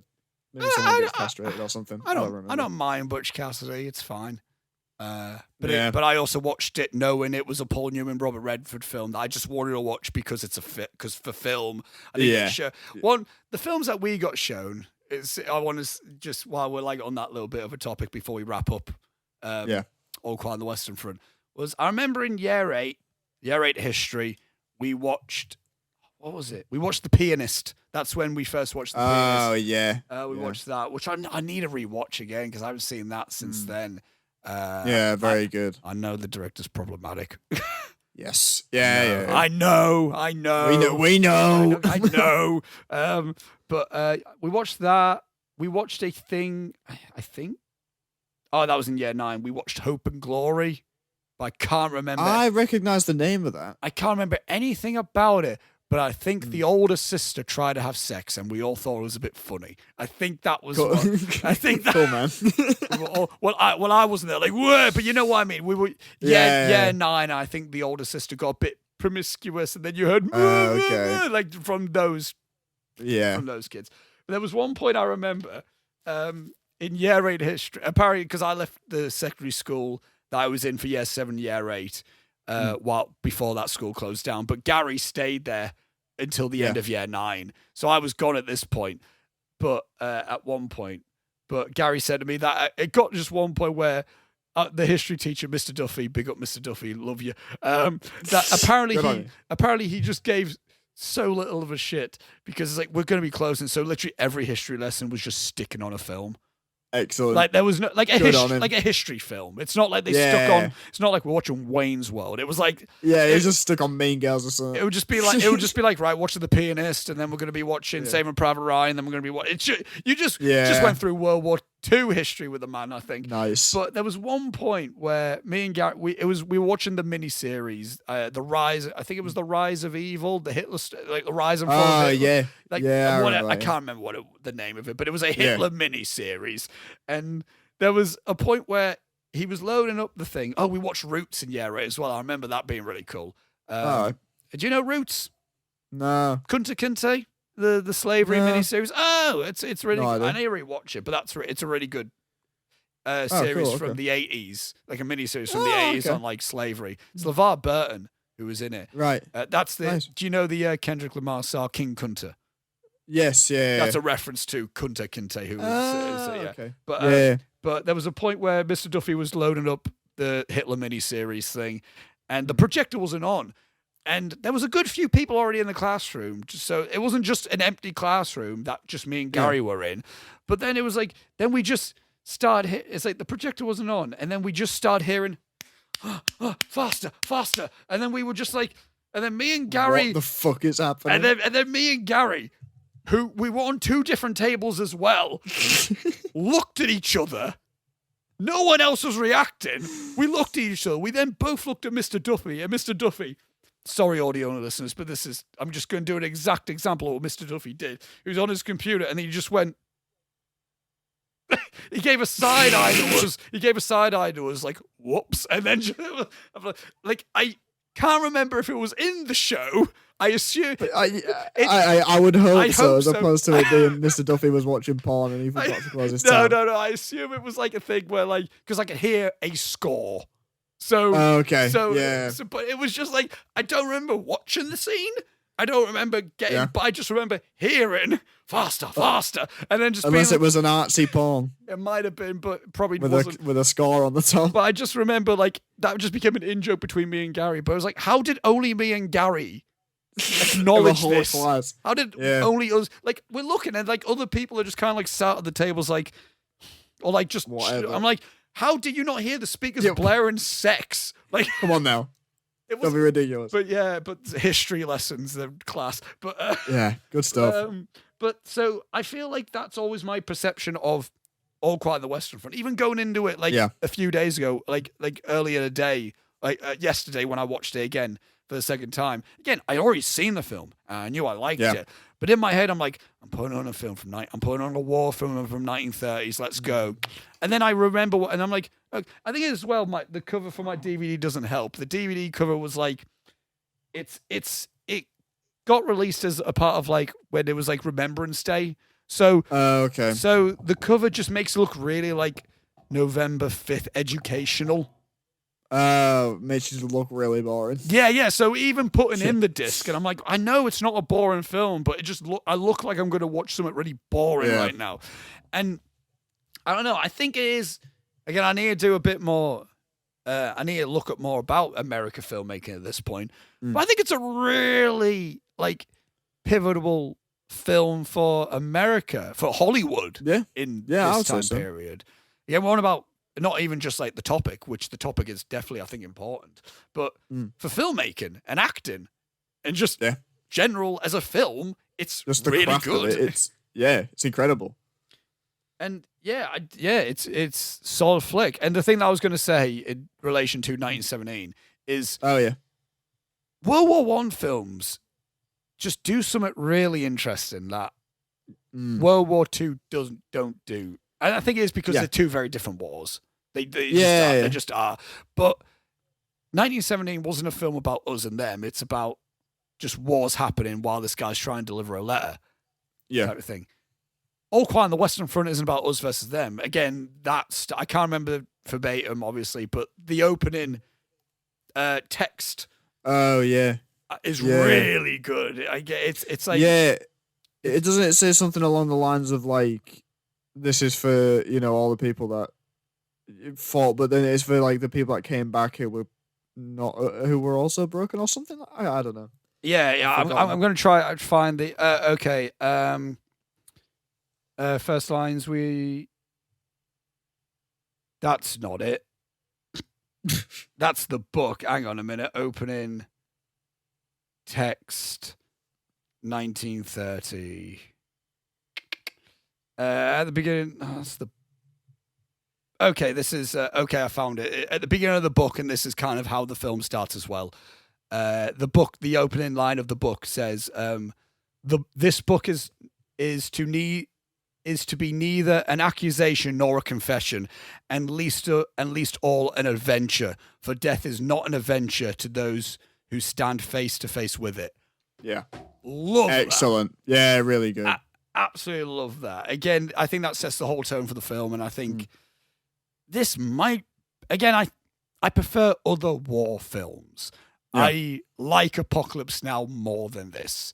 I do not. Well, you also watched the wrong version. Yeah, of I watched the longest version version of Apocalypse Now I could have possibly watched. And all I'm saying is you would have enjoyed it more if you just watched the theatrical version, but that's not what you had. So, yeah, no. But I like Apocalypse Now more than this, and I like Paths of Glory more than this, which I wouldn't mind covering if I can fit in. Might be my favorite Kubrick film as well, by the way. It's really good. Really good film. But this might be the best way of talking about war in a film. Yeah.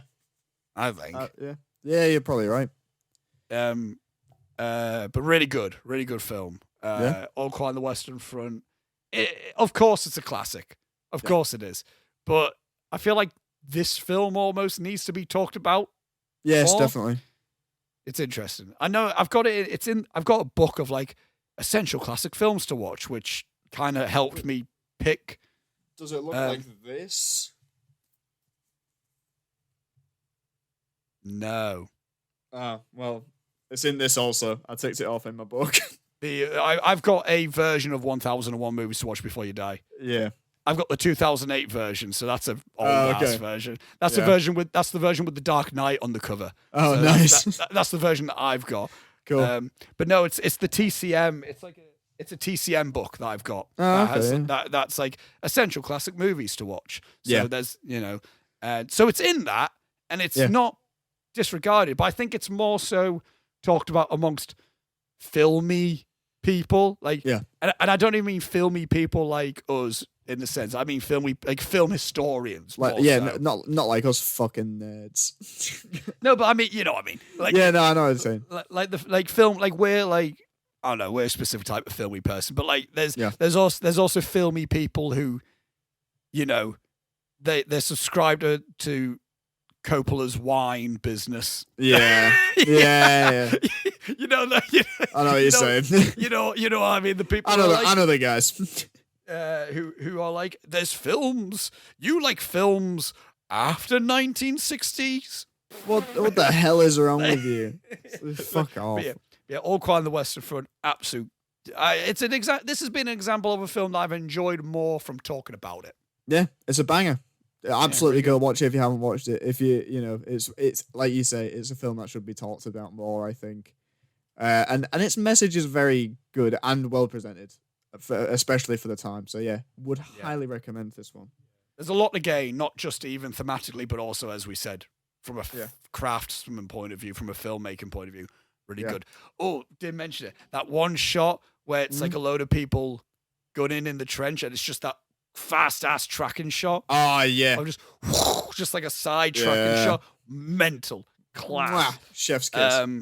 But with that being said, should we move on to the intermission? Yeah, it's intermission time. Shall I watch the Mario trailer and get back to you on that? Hang on, should we try to synchronize? Oh yeah, let's sync it together. Okay, we can get live reactions to the Super Mario trailer. Okay, hang on. We're gonna set this up. All I'm gonna say is this is gonna be a very interesting intermission section. It is indeed. We'll do this, and then have you got anything? Have you got anything else that you need to talk about in the intermission? I've got one thing. I've got one film to talk about. Okay. So we'll do. I'll tell you what we'll do. We'll do this Super Mario bit. Then we'll do the Gangs of the Intermission segment, and then we'll do what have we both been watching this week. We'll do that. Sweet. Okay. Cool. I'm gonna pull the trailer up right now. Super Mario movie. Leo Bradley's just got back to me. He said, What a sure. He's sure. What a bitch. He's free Sunday if I am. I will course be, he is. Leo. Will I be hung? No. Me, Lewis, and Gary were going to be binging the Old Man Michael timeline on this Saturday in preparation for Halloween Ends next week. Oh, very good. Nice. So, yeah. Right, have you got it up? I do. I'm going to mute you. I'm going to mute me on the microphone so we're not overhearing each other. It's a lovely little Aurora Borealis looking okay. thing. If you count me down, Robbie. If you count us down. 3, 2, 1, play. Yeah, so okay. So the little tease at the end was Luigi's in the movie, which we knew. So that's good. Right. Well done, everyone. Right. It's just Chris Pratt, isn't it? It's just he's voice. just doing Chris Pratt voice. He's not like but also, it sounded. But also, it wouldn't have won either way.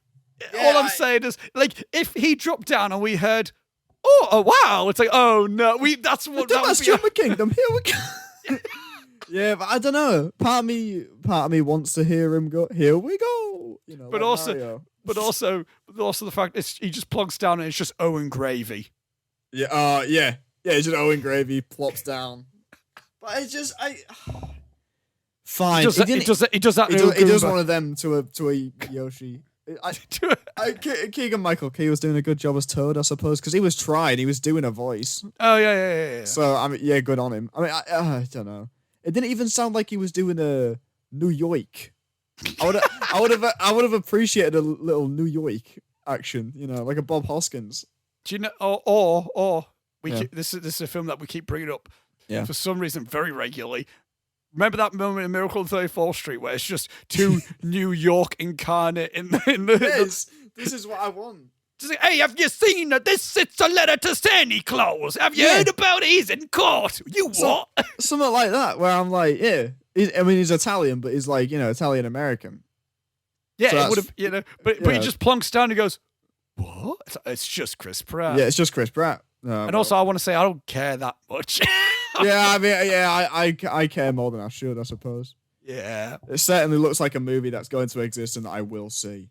It will make bank. That's my prediction. It will make bank. It'll make a shit ton of money, just out of people being curious, I imagine. And because you'll get kids who love Mario who just want to see it. Yeah. You'll get kids who don't play Mario, but they're like, this looks fun.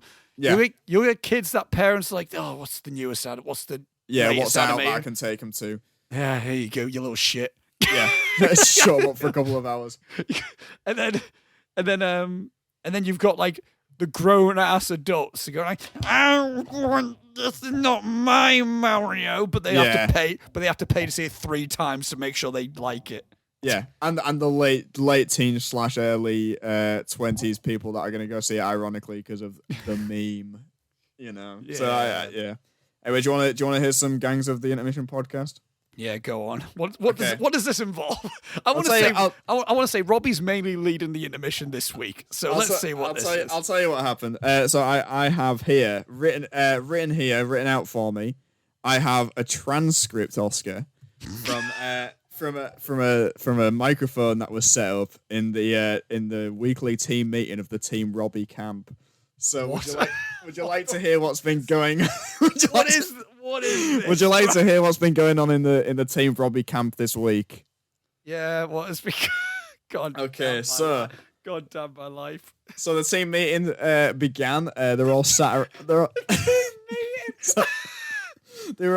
full team was obviously Tyler was hosting as team captain. Was he? They were all sat around in Tyler's mum's summer house.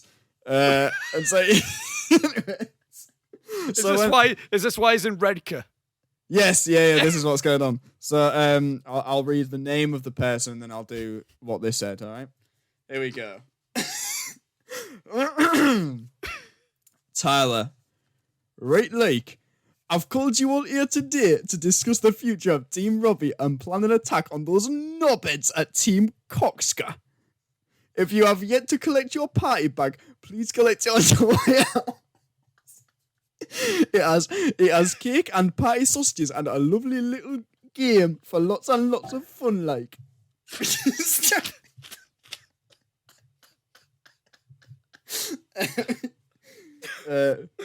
Sam, there's Sam Clark. Yes. Oh, I've just woke up. Has anyone cracked open a tinny? Tyler, no, Sam. This is an alcohol-free zone. Like, go back to sleep.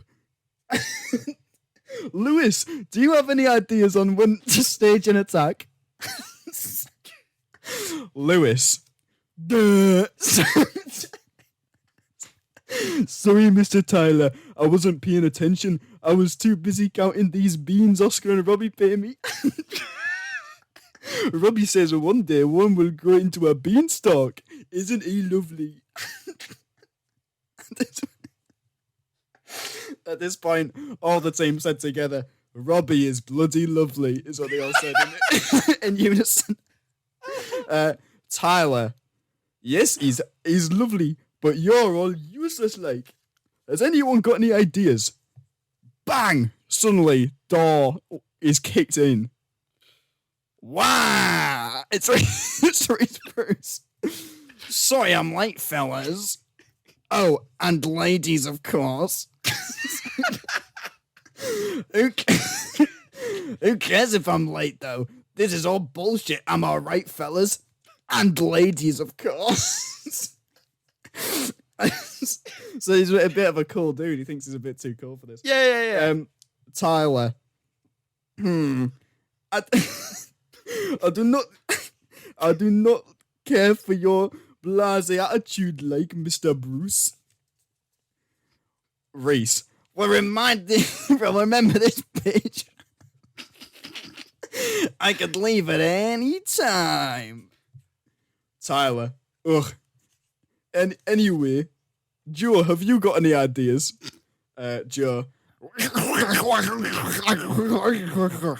Tyler. Fucking stupid suggestion, Joe. We don't have any carpet bombs. And then he stormed out, and that was the abrupt ending to the team Robbie meeting. So a lot of disarray going on in Robbie camp at the minute. Tyler stormed out. Yeah, Or Tyler Joe stormed. right, No, Tyler stormed out. So that's team captain going walkabout, and that Reese Bruce is really shaking things up, isn't he? Yeah, he's So, he's really causing a bit of tension in the Robbie camp. So we'll see what's going on with them in the coming weeks.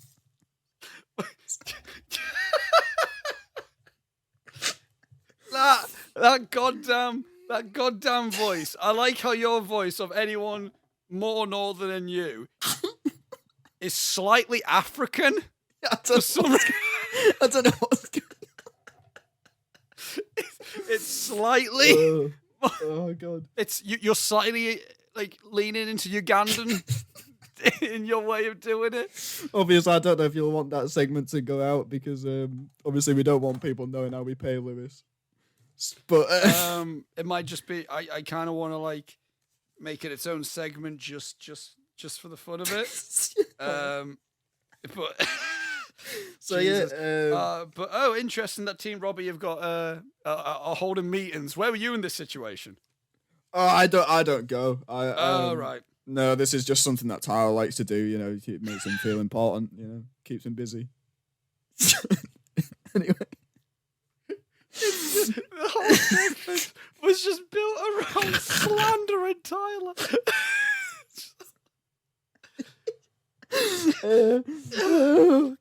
Anyway, so obviously he's getting a bit fed up of his team, so maybe he'll revolt or something. I don't know. Yeah, he stormed out when Joe made a suggestion of carpet bombers, apparently. Yeah, so and obviously them referring to you as Team Coxka isn't very nice, is it? I mean, it's not even clever, Tyler. Oh, no, it's not, is it? It's not even like my name's Oxer. No, exactly. You had to really stretch it, didn't you?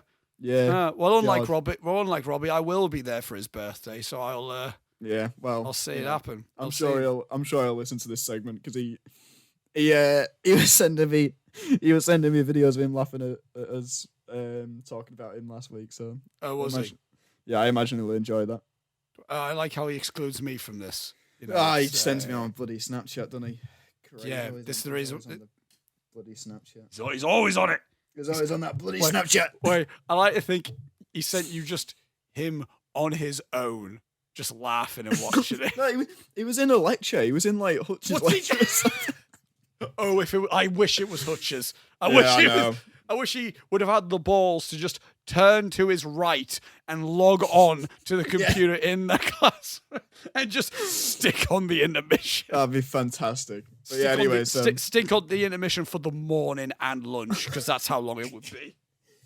So yeah, either next week maybe we'll check in with Team Robbie again, see if anything else is going on, or maybe we'll even have a look at Team Oscar and see what they're up to. I can ask Angus. If anything's happened there, they might be doing meetings, but I don't know. I don't have any. I don't know if there has been any meetings. I'll have to see. We might not operate by that, but yeah, we'll find out. Right, the segment of what we've watched. Yeah, what have we been watching, eh? So Robbie, what have you been watching, Robbie? I'll tell you, I've got two things that I can say I've been watching, because I'm 2 weeks behind now on Rings of Power and House of the Dragon, so I've got nothing to add there. But I went to see Don't Worry, Darling. Me and Julia went to see it. What a crock of shit, eh? Oh, it's real bad, isn't it? Everything I said last week. Do you understand? I can't care. Yeah, it's terrible. It sucks. It absolutely fucking sucks. Do you know what is but the only new piece I'll add to the conversation about it is the sound design is awful. Every single time that something bad or ominous happens, the same it is the same one every time. And also the score's weird. They did like June, but it's like ladies being like yeah, they did they?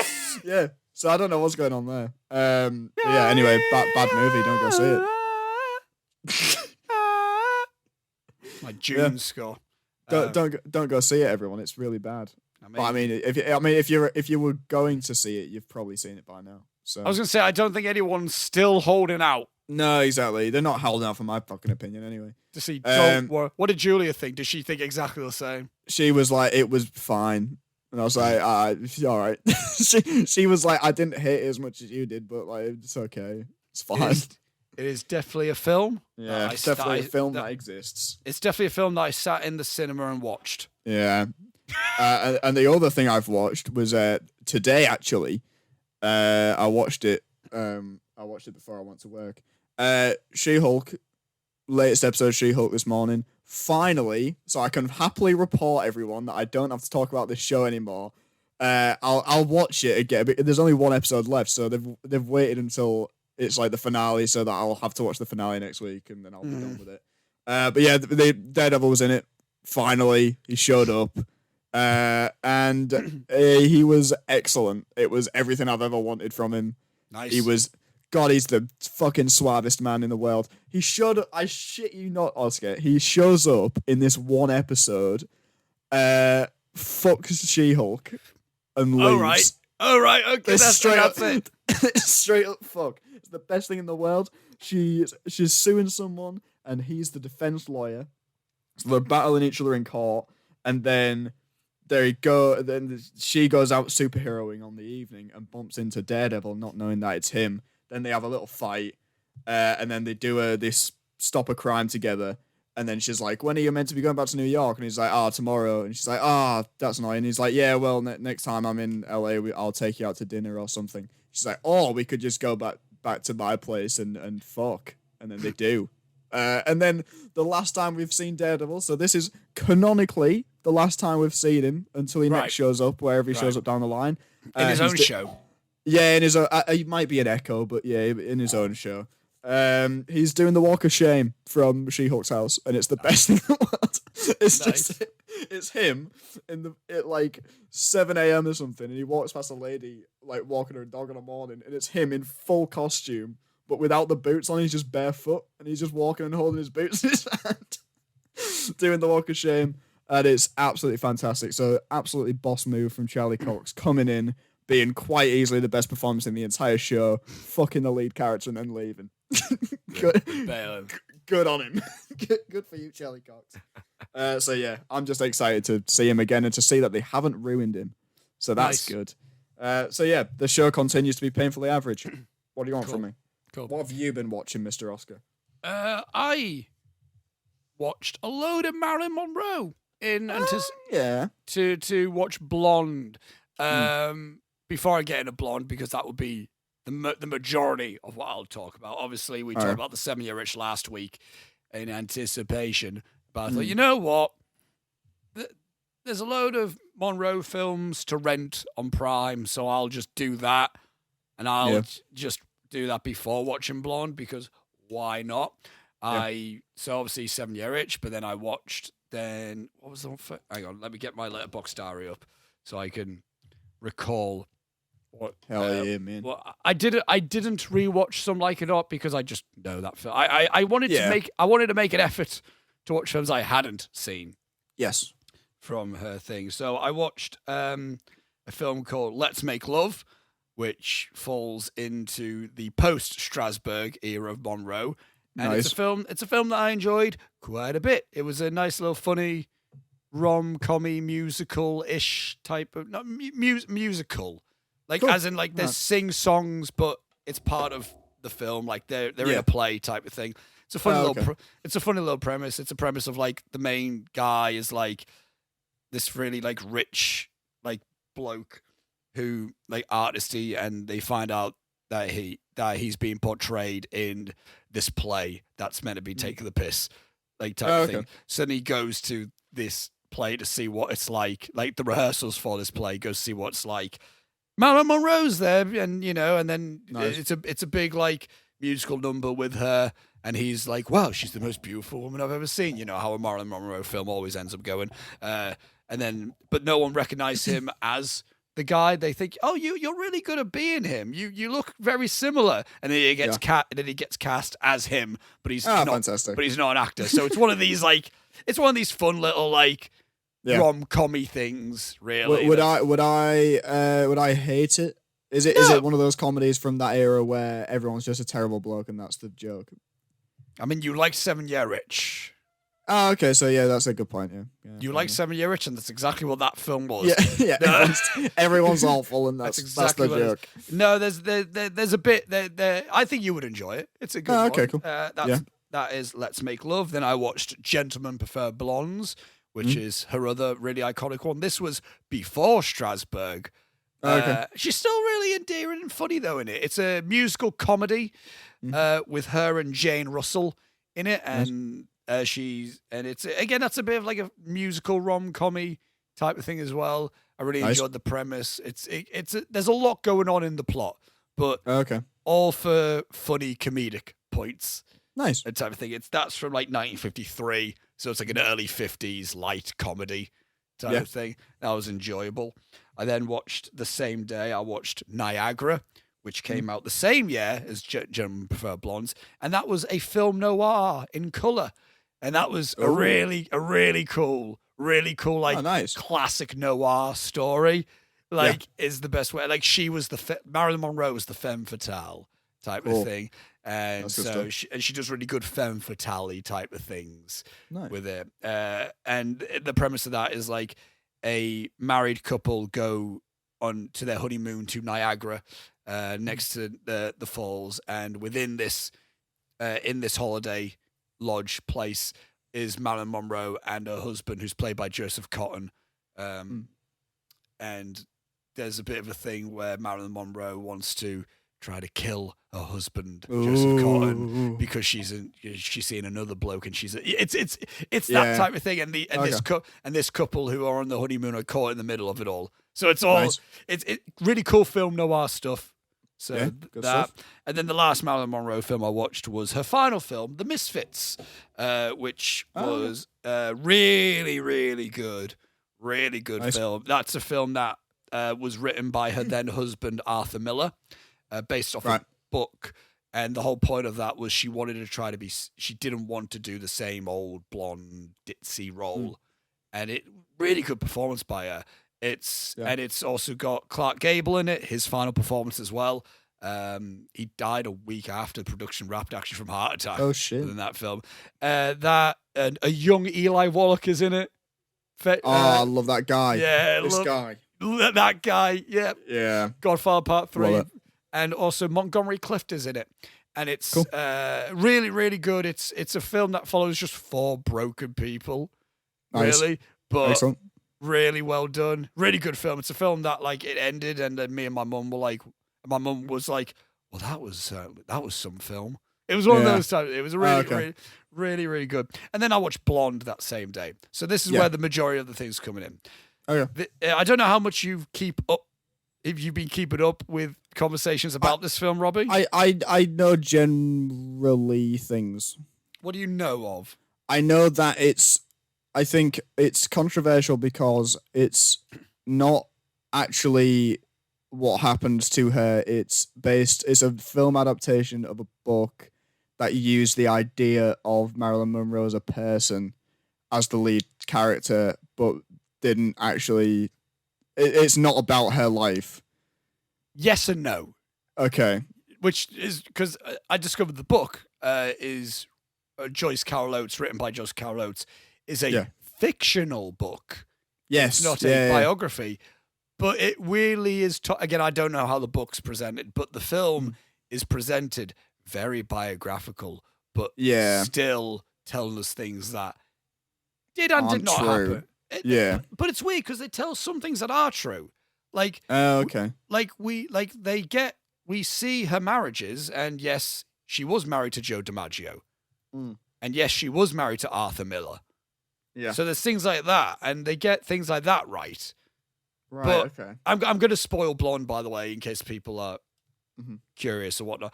It's a weird fucking film, man, and it's a film that, like, when I come out of it, it's bleak. It's just kind of grim, and it's nearly 3 hours of just grim. Oh Jesus!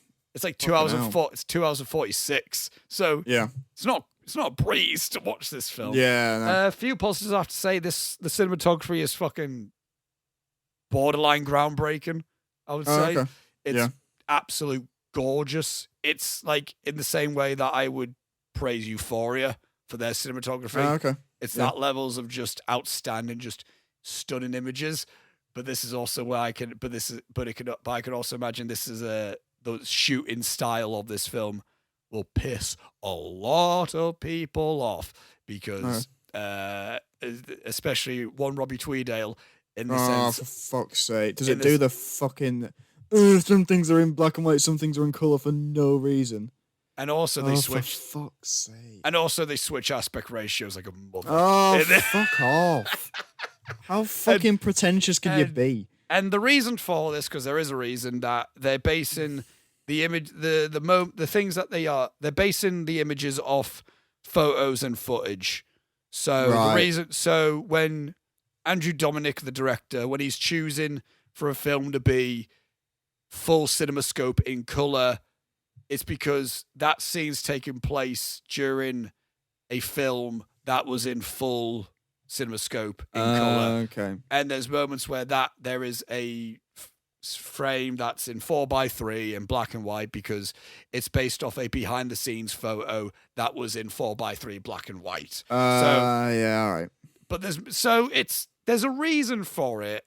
Yeah. But there are moments where we just get scenes that we literally go from 4:3 black and white and then 16:9 color.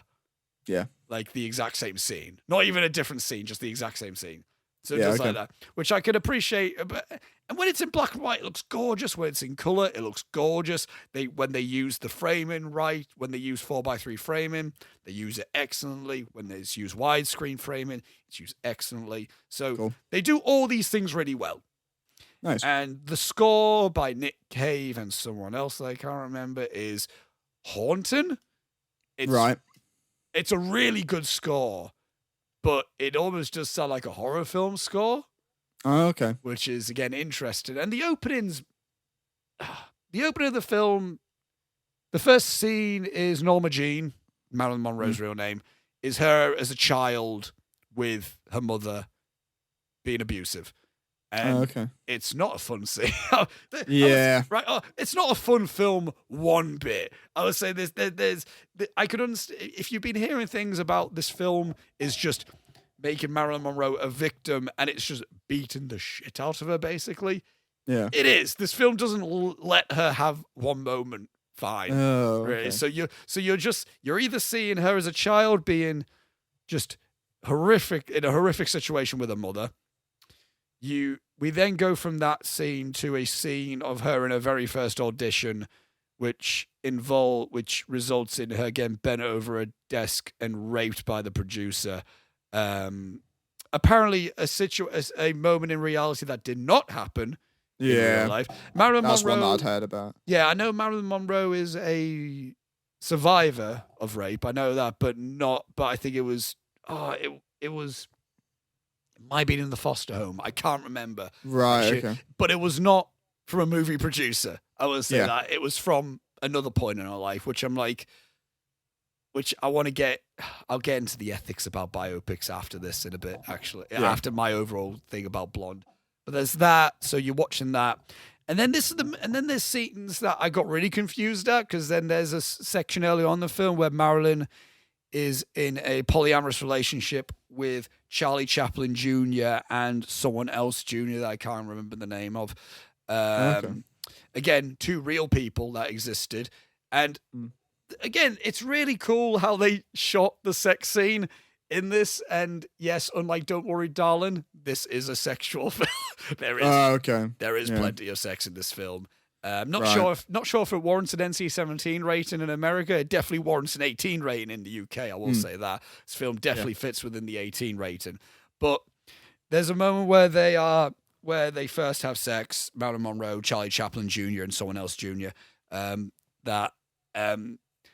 It goes really like kaleidoscopic at one point. It's quite drifty and dreamy, and then there's one point where we get a close up of one of them led beside her, facing her, and then again from her point of view as she is proceeding having sex with someone else, and then there's a moment with the bloke, and then there's a moment where it's a wide shot of her kind of over the bed, that the mattress ends up transitioning into the Niagara Falls as she's having sex, and then they fade, and then we're seeing stuff from the film Niagara.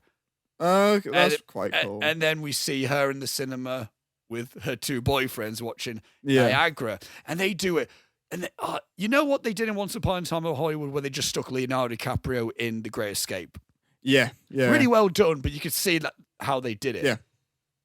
They do the same thing here with multiple films, with Ana de Armas as Marilyn Monroe in these films. And there's so many times where I'm like, is that real, or is that the film, or is that? And it's all Ana de Armas, but there's a moment where they superimpose her in Some Like It Hot later on in the film. They show, the scene where she's jamming ice, where she's in the thing. They show that scene, but they play the scene with Tony Curtis and Ana de Armas is in the frame with Tony Curtis. That's a madness. And it's like I'm going to do some research on how they did that. So cool VFX. So visual effects, incredible. Like I would say this might be one of the best made films of the year. Technically, it's outstanding, and it's in a similar way to how Euphoria is. I think in the way of like maybe someone like a young filmmaker person would have bunched this up on Netflix. Yeah. They wouldn't give a shit about the film, but they would be like, oh, that's amazing. How did they do that? And all that stuff. So technically it's great. And I will highlight as well, Ana de Armas is not a fault in this film as well. She's great. She's in every scene of the film. Granted, she does play a caricature of Marilyn Monroe. She doesn't play Marilyn Monroe, but also that's what she's been directed to do. Yeah. So, that's the film that she's been asked. That's the role she's been asked for. And she does a really good job at it. She's really good. Really good in the film. Adrian Brody, he plays Arthur Miller.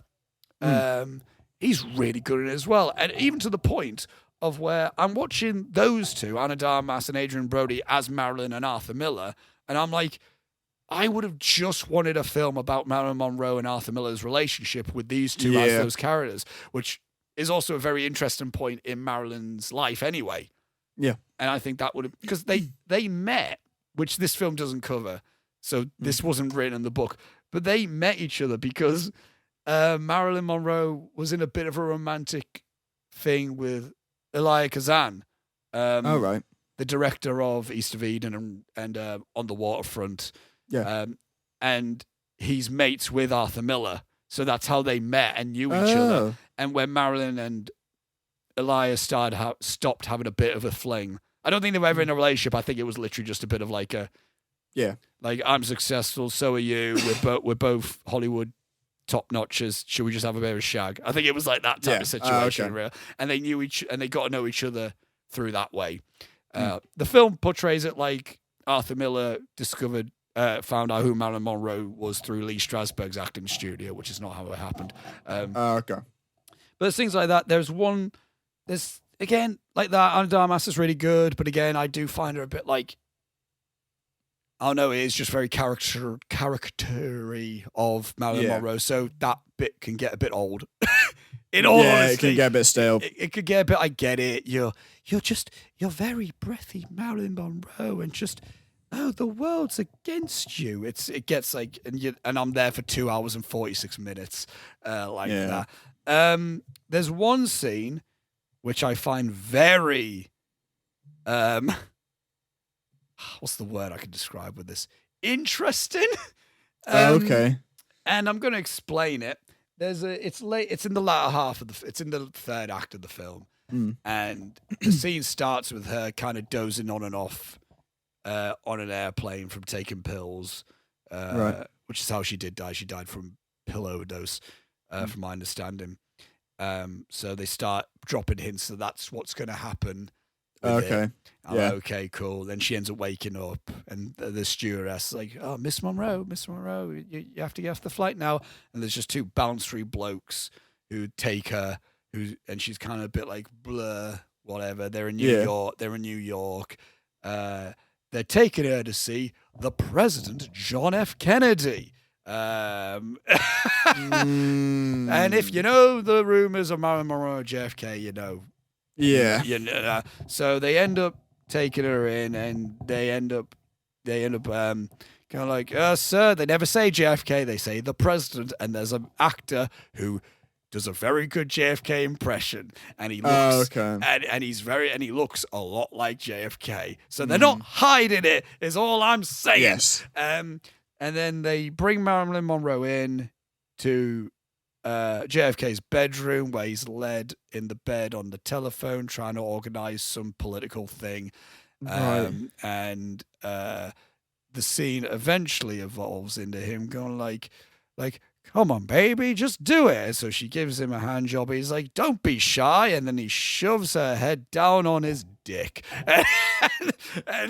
And then the shot that proceeds is a close-up of Anna de Armas, where the framing is very much so like the top of the frame is here on her, and the bottom of the frame is just below. No. And the bottom of the frame is just below where you would see, and you see it happen, and then we get a close-up, and they don't make us. It's so unsubtle because there's a telly on in the background as well, where you see like when he first gives her a bit of a look, you see like a missile raise up. I'm like, oh, come on. I mean, and then when he's just about to finish, you see the missile go, and then he orgasms, and then I mean, like, we're really doing shit like that. Yeah. We're really doing shit like we're just gonna do a random scene where she gets raped by the president. Basically, yeah. Great. All right. It's just not comfortable. You know what I mean? Yeah. It's just that, and I'm not someone I don't like uncomfortable films. I rated Irreversible 4 stars, and that has a scene where Monica Bellucci gets raped in like an underground railway, like a subway bit. You know, but that's, I know what I'm getting involved with that film. I like Antichrist. You know, Yeah. I watched Antichrist, but I can get behind it. I know it. It's what's weird about this film specifically is that, and this is why I can lead into the ethics of what I think a biopic is really. And I think the film would have been really well done as like a horror story, and I can understand people using Marilyn Monroe as an example of that. But I feel like when like a horror story of fame and what fame can do, the things of fame. The two films I'm going to use as an example that do that amazingly are two documentaries, though. It's the Amy Winehouse documentary, and it's the Kurt Cobain Montage of Heck documentary. That both of those films, I look at those two films and I go, those are terrifying. Those are outright horror films. Yeah. But we're seeing things happen like that. And I think and I'm not saying this story can't have been told, but it just felt really distasteful. Yeah. In a way. And I'm not even saying in a sense of like, it's a point of like, yeah, Marilyn Monroe, the whole like thing with her is like she kind of became just a symbol, and one thing that we kind of discovered within the 7-Year Itch, it's like, yeah, she may have only got hired for her looks and that, but she's actually much more than that. She was really she's incredibly talented. Yeah. And I'm like, and I would have liked to have known a little bit more just about her. And and the best way to describe it is like this film is almost just like a kaleidoscope of just stuff. Yeah. Like shit. I never feel like I know Marilyn Monroe. Or I never feel like I know Norma Jean. I'm watching a load of really appealing shot stuff. That's just kind of things that happen. I'm like, I don't know, man. And it's like, because the whole other things I'm just not sure about the film in terms of how it makes me feel is the whole point of the film is trying to show that Marilyn Monroe that Norma Jean has father issues. She never knew her father. Yada yada. She has this perception on who her father is. It's heavily insinuated that she assumes Clark Gable as a dad, which is a thing that she kind of said in real life. She said she looked at Clark Gable as her father when growing up, but like as a father, but as like a father figure. Yeah, not literally her dad. Yeah. So it was that, and so there's that, and so the whole film kind of goes into whenever she has a relationship with a man. So we get the polyamorous relationship between Charlie Chaplin Jr. and blah blah blah. And someone else junior. Again, I'm not sure if I mentioned it. There is no factual any hint that her and Charlie Chaplin Jr. were ever romantically related. Oh, right, okay. There's not, so it's a really random that's weird thing. She married Joe DiMaggio, who's played by Bobby Cannavale in this. Okay. Never said Joe DiMaggio, but he's a baseball player. But it's a baseball player. Yeah. Who marries Marilyn Monroe, so Joe DiMaggio, and Adrian Brody as Arthur Miller, who is verbally said as Arthur Miller. Yeah. And any time when she's in a relationship, Marilyn precedingly only calls them daddy. So, and there's a good chunk of each of these scenes. So we see her looking at Adrian Brody going, just going like, would you like a drink, daddy?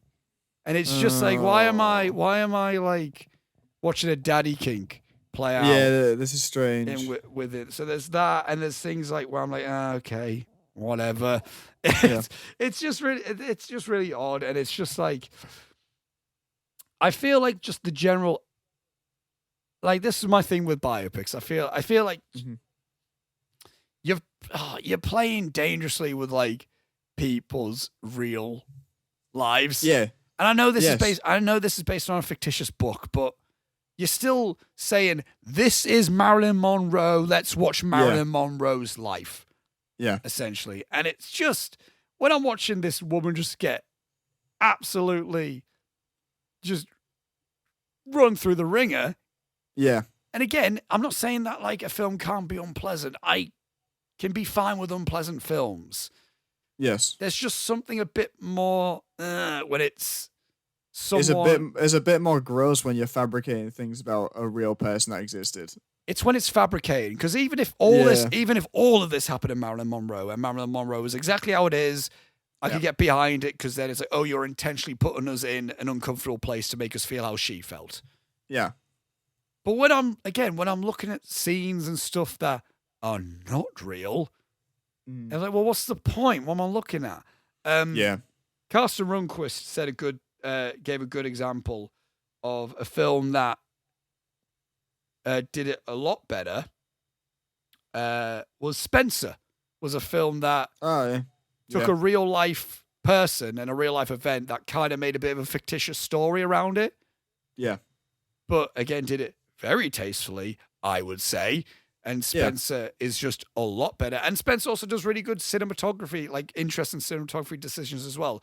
So you could be artsy-fartsy while still feeling respectful, I think. Yeah, exactly. And it's weird because some people start. There are apparently. I haven't delved too far into in blonde discourse, because there's a lot of it.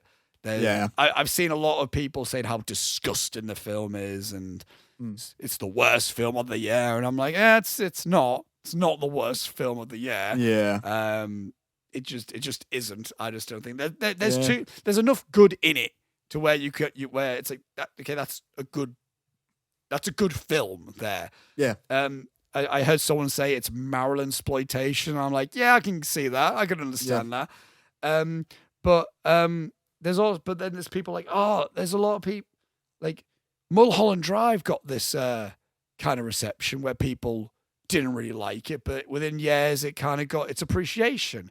I'm like, right, the difference between Blonde and Mulholland Drive is one, David Lynch is not an arsehole, which I'll get into certain comments that Andrew Dominic has made.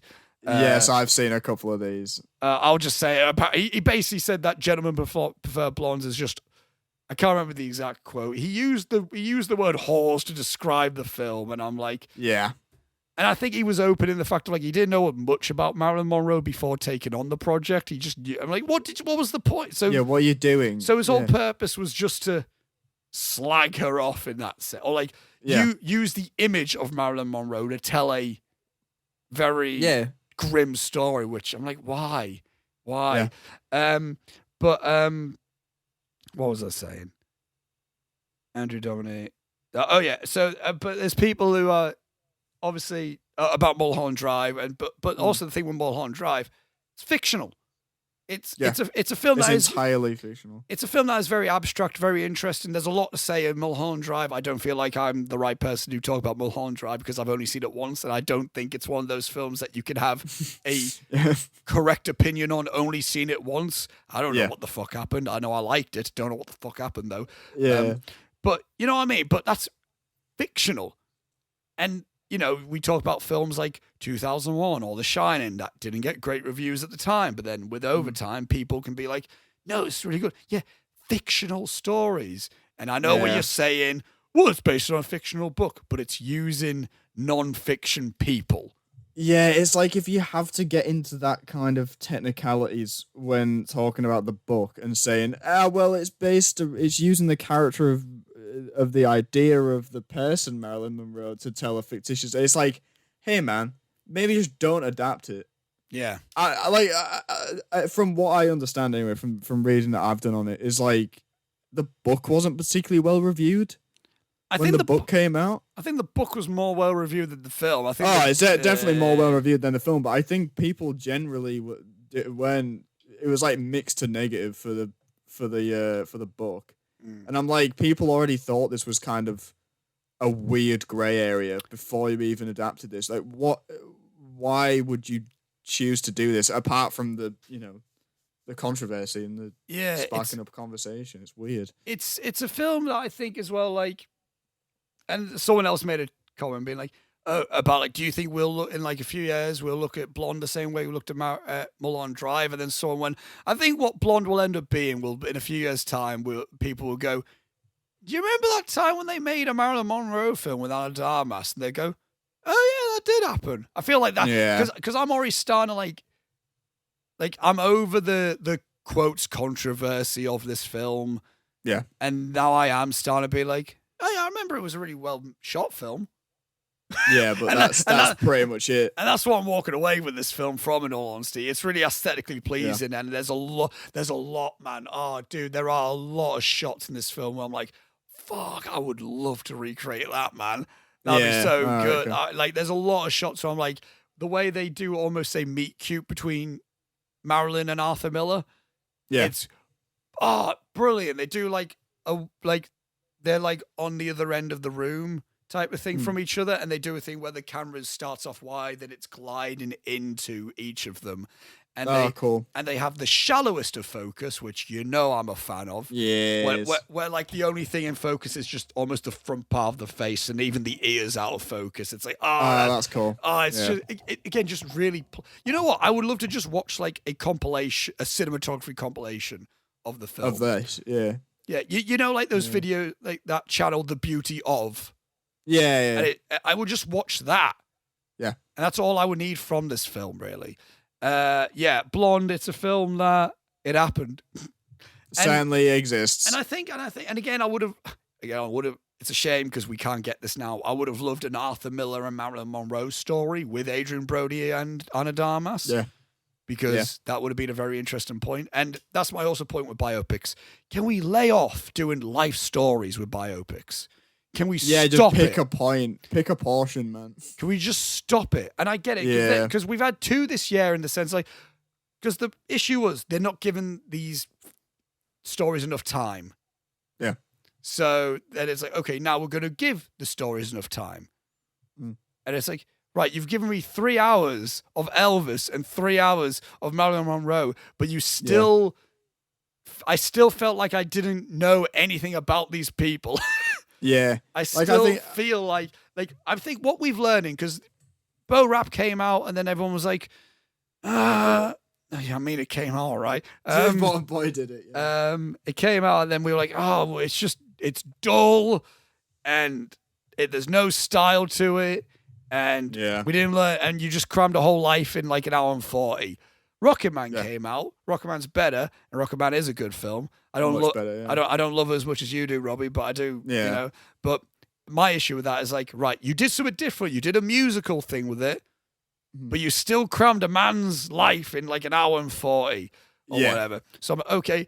Elvis, we got nearly 3 hours of a Baz Luhrmann Elvis film. Jesus. And the most I can say about that is we got a Baz Luhrmann film that Elvis is in. Did we? Christ. And then we've got a nearly 3 hour Maransploitation film about Marilyn Monroe. So how about this? No matter what style you do, no matter how long you make the film, can we just have a section of a life? Yeah, you don't need to do the whole thing, man. Again, I think like one of my biggest issues with biopics is when it's like when they're doing that and you're doing these time skips and stuff. It's very hard to keep track of how many years have gone past. Yep. Even in the best ones, like even the ones that I like Rocket Man, it's very difficult to know where in his career you're up to at that point. Oh yeah, I would say right, and I'll go through to end the point on this section. Because I just thought I'll list some good based on real people stories that do things well. I would say The Social Network. Yes. Because The Social Network is not about a person; it's about an event. It's about a situation, which I think also makes the pill swallower easier to swallow. Because it's not like we're not looking at the Mark Zuckerberg biopic. Yeah, we're looking at how Facebook became a thing. Mm-hmm. Steve Jobs, you're on about time skips. Oh, hell yeah. Does it brilliantly. It picks 3 different points in that man's life and just goes, this is it. Yeah. And it's fucking excellent. Brilliant. Amazing film. Spencer mentioned it. That's like, I think that's also like 3 days of her life as well. Yeah. So that, and one more because otherwise I can't. And I'll say Serpico. One that we talked about. Oh, okay, yeah. Serpico. Yeah, I like Serpico. That deals with passage of time really well as well, I think. Yeah. And that's a really good way and that's a really just good portrayal of that man. So yeah. One that I've been wanting to see for a while, which is on my list, and I probably will watch it soon now that I've reminded myself. The one about the dude from the Beach Boys, where he's played by Paul Dano and John Cusack. And John Cusack, yeah. Love and Mercy. I'd like to watch that. That's raved about very much so. Great film. Great film. And my point on Blonde, I will say this. I would have much liked if Blonde was just influenced by that. Like, if it's like, example, if we're on about films that feel like they're biopics, but they're about complete fictional people, but they're kind of based on real people. We're on about Babylon looks like they're doing that. No. But we'll see. Yeah, we'll see. We'll see with that whole thing. Can we get Lou Ayres in that film? Yes, please. I swear to God, if there's just a guy that's basically Lou Ayres in Babylon, that would just pop me and you. That'd be fantastic. That'd be such a niche reference just for just like let's reference the lead actor on All Quiet on the Western Front. Yes. But Inside Llewyn Davis, the Coen brothers were very vocal about like he was based on, I forgot the guy's name, but a folk singer that even had an album called Inside Blank Blank. Oh, right. Okay. His name. But it wasn't a biopic on him. He was just heavily influenced on that folk singer. Oh, okay. And in that film, again, I want to watch it with you at some point. Yeah, I need to see it. But there's even points where they just reference folk singers around. Like, there's one point where, like, Erich Maria Abraham, who plays, like, a music agent guy, is looking at Oscar Isaac and goes, "Hey, can you shave that? I mean, you're not much as a solo actor, but can you shave down that beard into a goatee and we could put you with, because we got this 3-piece that we want. And we've got one guy and one girl and we need one other person. So if you can shave that beard to a goatee, we'll have a place for you." That was an outright reference to Paul, Mary, and Peter. Oh, okay. And there is a reference to Bob Dylan that I only caught the 4th time I watched the film. So again, really, so example of that. So you could have even done a film like Blonde, but just don't make it about Marilyn Monroe. Just make it about a blonde bombshell who got big in the 50s. Yeah. Would have been so much more better. And it could have been, this is a mirror on Marilyn Monroe, but it's not saying it is about Marilyn Monroe. Yeah, exactly, yeah. Would have been, it could have fallen more into the camp of a film like a Lars von Trier or a Gaspar Noé. Yeah. Without just feeling a bit icky. You just need to make that distinction. Is it about her life or is it fictitious? Yes. Make that distinction and then it becomes less fucking scummy. Yeah. But again, I think it's just going to be a film that no one's going to remember within a year. Yeah. I'll probably watch it at some point. And then turn it off halfway through, probably.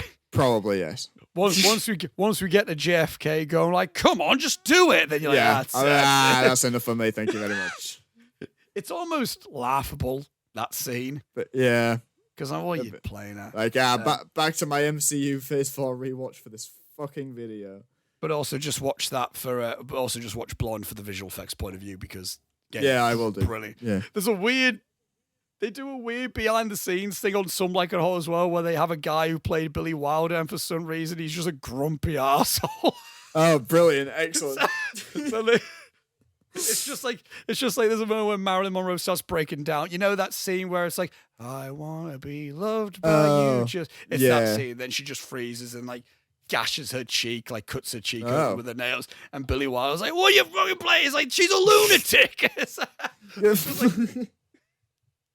And you got like a guy age, just like, Billy, just calm down. It's like, I'm sick of her. What the fuck? It's just like, Jesus. But yeah, that's what we've been watching. Excellent. And with that being said, Robbie, should we go over to the negative Letterboxd? Hell yeah, we should, fella. Of this. Yeah. I've literally just seen the time and been like, that's why I'm so tired. Jesus Christ, yeah. Dear God. You know how we said we'll try and trim it down. I know, man. We do it every week. Fuck it out. Hey. I've got to be awake at 6 a.m. Dear God. Dear. Oh That's dear. All right. It's fine. I can catch up on sleep over the weekend. It don't matter. Hey, it's going to happen to me. Last week was not a fun week for me to edit this. Yeah. Sorry, man. No, hey, you know what you did and we can move on. It's fine. And because it was an instant where Lewis edited it, did the audio when he got back from having dinner at Victoria's parents' house. Yeah. So he edited it and he sent me the audio over at midnight. And then the download speed was ridiculous. And then the file size was so stupid that I was going to take 2 hours for each audio track to download. God. So it got to the point where it got to 2 a.m. and it wasn't budging. I was like, I'm going to bed. I'm editing in the morning. Yeah, fuck this. Fuck this. I did as much as I could. I edited as much as I could without syncing the audio. I was like, I'm fucking done. I'm going to bed. Yeah, this sucks. And then I wake up at 8:30. So I got 6.5 hours sleep. Edited it. And then I had to go to my auntie's house to upload it because my internet is awful. I don't know if anyone knows this. I don't know if I told you this. My internet is so bad that it was the Philadelphia story and the Kramer versus Kramer episode. I sat in a Starbucks for 3 hours to use fucking hell. Not to use Starbucks Wi-Fi, to tether to my phone because I've got like unlimited data on my phone. Oh, man. So I'm just sat in a Starbucks for 3 hours waiting for this fucking thing. Jesus Christ. Whereas I went to my auntie's house and I'm like, right, for context, if I'm just uploading the video to my Wi-Fi in my own house, it's going to take me 2 days to upload. Oh my God. I get given 48 hours. I go on tethering in this house on data. I get to maybe about 10 hours. I'm 3 hours in Starbucks using 4G on there. I go to my auntie's house, 1 hour. Oh my God, man. So as soon as I just see 1 hour, I'm like, I'm doing that. Oh my God. So I don't know what's going to happen this Saturday, but we'll see. Yeah. But that's the things we go through for this audience. And by I mean just Oscar, because I do absolutely nothing after we've recorded these. Yeah, we'll see what happens. We'll see what happens. We got a few more weeks until we zone out. Hell yeah. Until the Christmas special. So stay tuned for that. Nice. Anyway, Letterboxd reviews. Yeah, let's do it. If you're unfamiliar with this segment, this is where we go to the website Letterboxd and go and look at the film that we talked about all that time ago.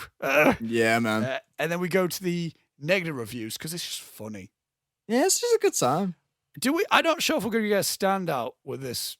Yeah, I don't know about this. Unless Quiet on the Western Front. I'm gonna say the baseline for this is all shite on the Western cunt. I'm gonna say if anything is funnier than that, then it goes straight into the Hall of Fame. I don't think is that the bar? Is it? I don't think anything is funnier than that. Anything that I've said ever, I don't think is funnier than that. I mean, the transcript from the gang meeting was pretty good. you didn't say that, did you? No, sorry. Yeah, no, no one wrote that. That was just what was said. It's the same reason how Martin Scorsese himself called in last week. Yeah, exactly. It's like Oh, what was it? What I go like? You could be the baddest bitch in Germany. Yeah, you could be the baddest bitch in Germany was pretty good. So yeah, let's go. I think we might get like a thing of like, they American wash the film because they're made Germans. Yeah, I reckon we'll get a bit of that. It's not like it was 1930 and just come on. Yeah, come on, man. All right. Half a star. Awful. Doesn't have big weld. Oh my God! Is that a reference to the movie Robots? Oh, I don't know. Can you go on that person's account and see if their favorite film is Robots? Is it? Their account name. I'm looking at their account name, and it's just Big Weld's biggest fan, and yeah, the only film they got on their favorites is Robots. Is it really? Oh my God, I'm a genius. Yeah, that's fucking brilliant. That's Hall of Fame straight away. Boom, nailed it. I'm keeping this account open because I've just seen. Oh, this is you remember that like one account that we just started howling at for like yes. Oh, it was a few weeks ago. What was it? Was it which? Oh, I forgot the film. Was it? Oh, I don't remember. Was it Sword of Doom? Might have been. Could be. Yeah. Philadelphia, where we howling at that one guy's account where it was just like, I think his name was Ed. Yeah, Ed Mungus. Oh yeah. Yeah. Right. Okay. So. Oh boy, Ed Mungus. We might have already peaked. We could have done. With Big World. I can't believe they pulled out a Big World reference. That's fucking brilliant. have you seen Robots? Went to the cinema to see it. Yeah. Yeah, big circle dude is Big World, isn't it? Right. I also want to add that that's the last time I've seen that film was in the cinema. Oh, I love that movie. And I had the DS game. Yes, come on, let's go. For the original DS, that chunky motherfucker. Yeah. Yeah. Nice. Where it also had like a Game Boy, thing where like you can also play a Game Boy game. You can put a cartridge in it. Yeah. It also was like the slot that you could stick when they did Guitar Hero for DS. You slot the Guitar Hero like thing. Yeah, that's the first time I played Guitar Hero. Me too. Yeah. Never. Yeah. I was bad at the real Guitar Hero. DS Guitar Hero, I was really good. Same. Because you didn't have to do the strumming on. Yeah. On DS, it was great. Half a star. Oh, this is right. Okay. Go on.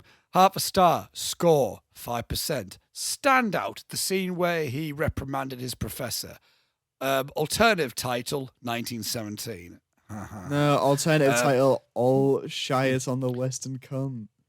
This is still the same review. Positive. The scene where he reprimands his professor is impactful.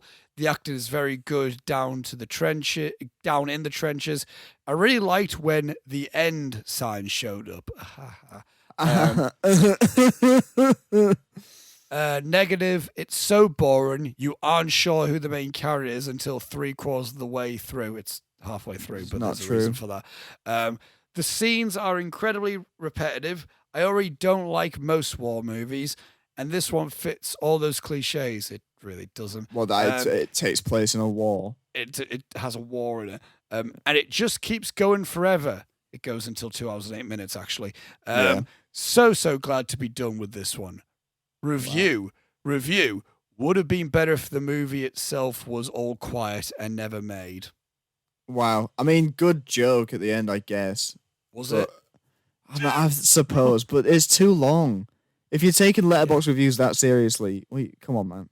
Oh, I've seen people that do essays on that. That's what I mean. It's like, just chill out, dude. Just make a reference to Big World and get on your goddamn way. You know, Carsten Rundquist he's the most followed person on Letterboxd, and he's got a lot of flack because he just uses his Letterboxd. He logs, but when he reviews on Letterboxd, he just takes the piss, and people go like, and then everyone likes his reviews, and then everyone. Okay. So then he's always the top on popular reviews. Yeah. And so then people are like, I want to read an actual review, and I get Carsten Rundquist saying that he blames Sam Levinson for Blonde, and it's like, oh, it doesn't matter, it's fine. Come on, man. It's fine, just leave Chill out. Half a star. In my quest to watch every Oscar winner, I obviously often come across a lot of heavy-handed issue movies. I was, however, surprised to find this to be true in such an old film. It was probably refreshing at the time to see a war film that was not rah rah America or even rah rah war. Nowadays, it would just be another war message movie. It was well made, but not that interesting. It was not rah, rah, rah war or rah, rah, rah America. First of all, the German. Second of all, America wasn't in World War One. So from what I remember, that's not a thing. No, I feel like a lot of these reviews are people just already having preconceived notions of the film. Yeah, exactly. Yeah. 1 star. Number 6 of the Best Picture Challenge. Just absurd. I hate to go against the consensus grain here, but I don't see any way around it. What a silly film. Silly. It is silly. Overly preachy anti-war monologues awkwardly remove the viewer from what should be deeply psychological and intense. How long is this actually? Oh dear Christ! I'm moving on. I saw the read more. No, thank you. 1 star. I don't care. Very good. See, that's the kind of ones that I like. To the point. 1 star. Watch this freshman year history class. Very boring, and the sound effects are so shit. It's funny. Other than that, it's not good. maybe ironically, I don't know, it was made in the 30s. Yeah, fucking Americans, man. Yeah, right. God damn, that's the most American one. And okay, the last one is literally a. Hang on a minute. I need to at least read. It's a little bit long, but I've just read. I saw one word in it. I'm like, I need to read this. Oh god. Okay. One star. Decent story, but it dragged. Long and boring. Exactly what he was trying to say with this film? ? Sound and 24 frames per second marked a huge step in the advancement of film. Being one of the first sound films, the name of the film is kind of ironic. Parts of the film is okay. No, it's boring. Never mind. Right, the thing that I read, I saw Terminator 2, but it's okay. But it's clearly going to go like nice night to day transition.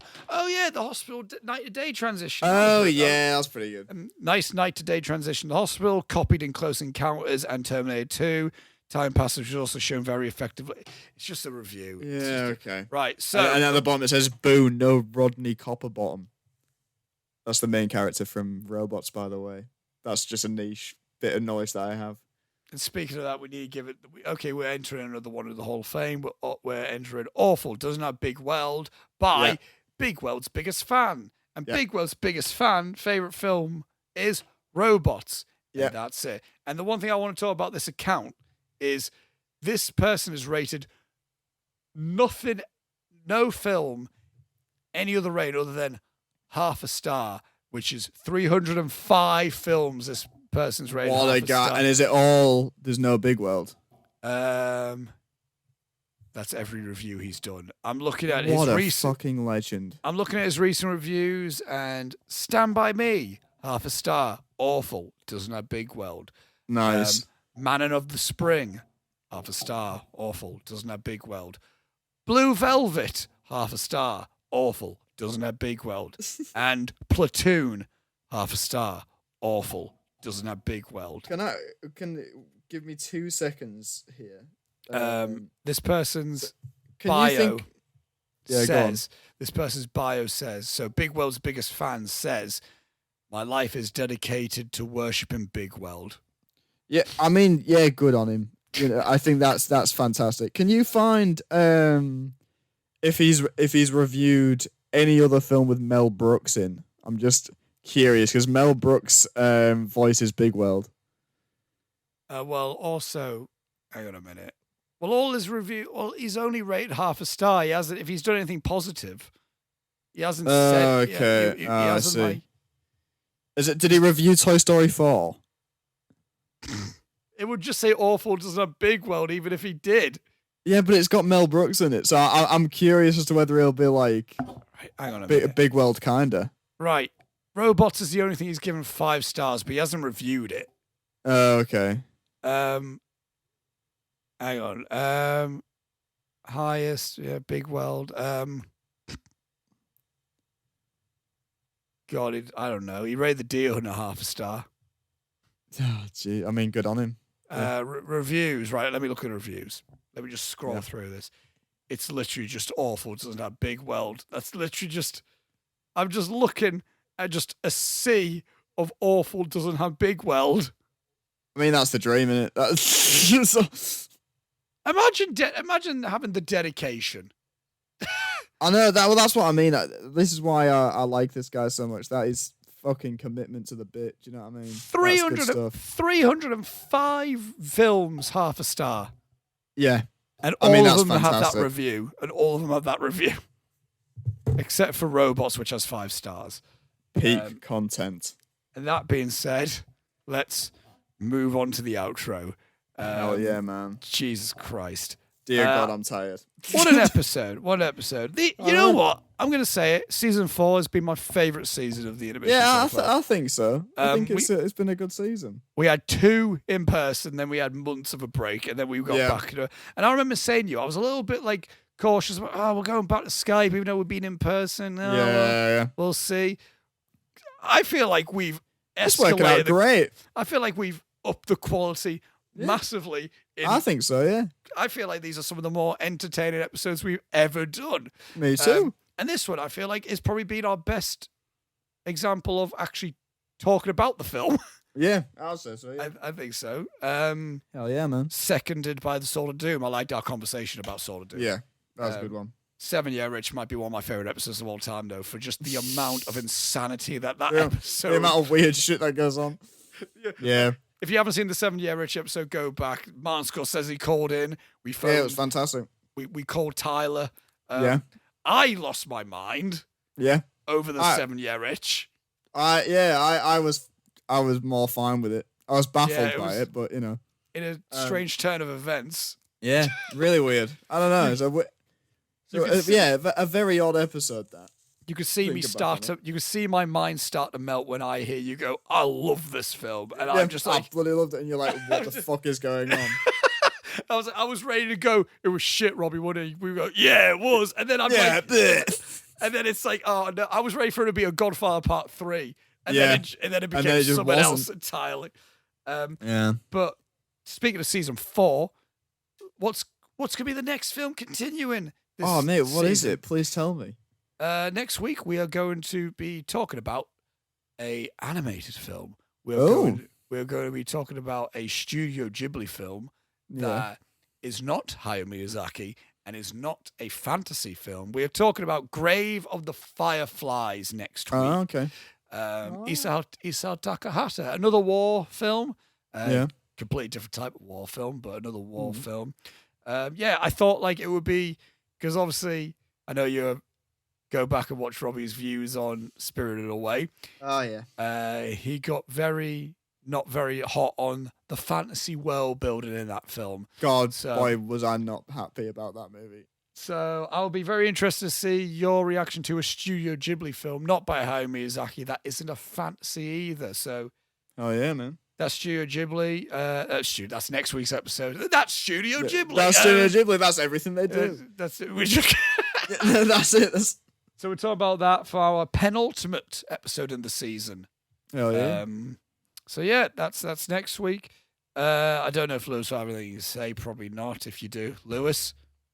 Audio expert Mr. Robbie Tweedale is back at it again. He doesn't need headphones, remember? No one needs headphones. So now and today, he's discovered that gain is irrelevant for sound engineering. Robbie knows he needs that gain all the way at the maximum. You know he needs to get that audio to sound like a potato and tin foil getting thrown down the stairs. Thank you, goodbye. And yeah. Nice. I like your contribution to the Team Robbie meeting there, Lewis. Yeah, it was really good. That. Would you like me to read his line again? If you don't mind. Just to get an idea. Where is it? I think it's back one. Here it is. Sorry, Mr. Tyler. I wasn't paying any attention. I was too busy counting the beans Oscar and Robbie paid me. Robbie says one day everyone will go into a huge beanstalk. Isn't he lovely?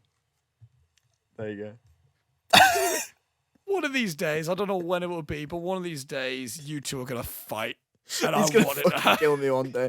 He's gonna find me one day and kill me. And we're gonna put it on the episode. And we're gonna put whatever episode it will be. Episode 100, the big payoff. Yeah. So with that being said, thank you all for watching, listening. Tune in next week for when we talk about Grave of the Fireflies. It's on Netflix in the UK if you want to watch it. Okay. As is every Ghibli film. Excellent. So thank you all for watching, listening. Links in the description for everything that we've said. Give us a like, give us a subscribe, and all that jazz. Share us, give us a review on the podcast platform, and up the Team Oscar. Yeah, up the Tigers. Go. Absolutely not. And let's sign it off, Robbie, with Go Tigers. Terrible. Okay. Go Tyler. Yeah, go Tyler. Birthday boy of the podcast. I love that guy. Mwah.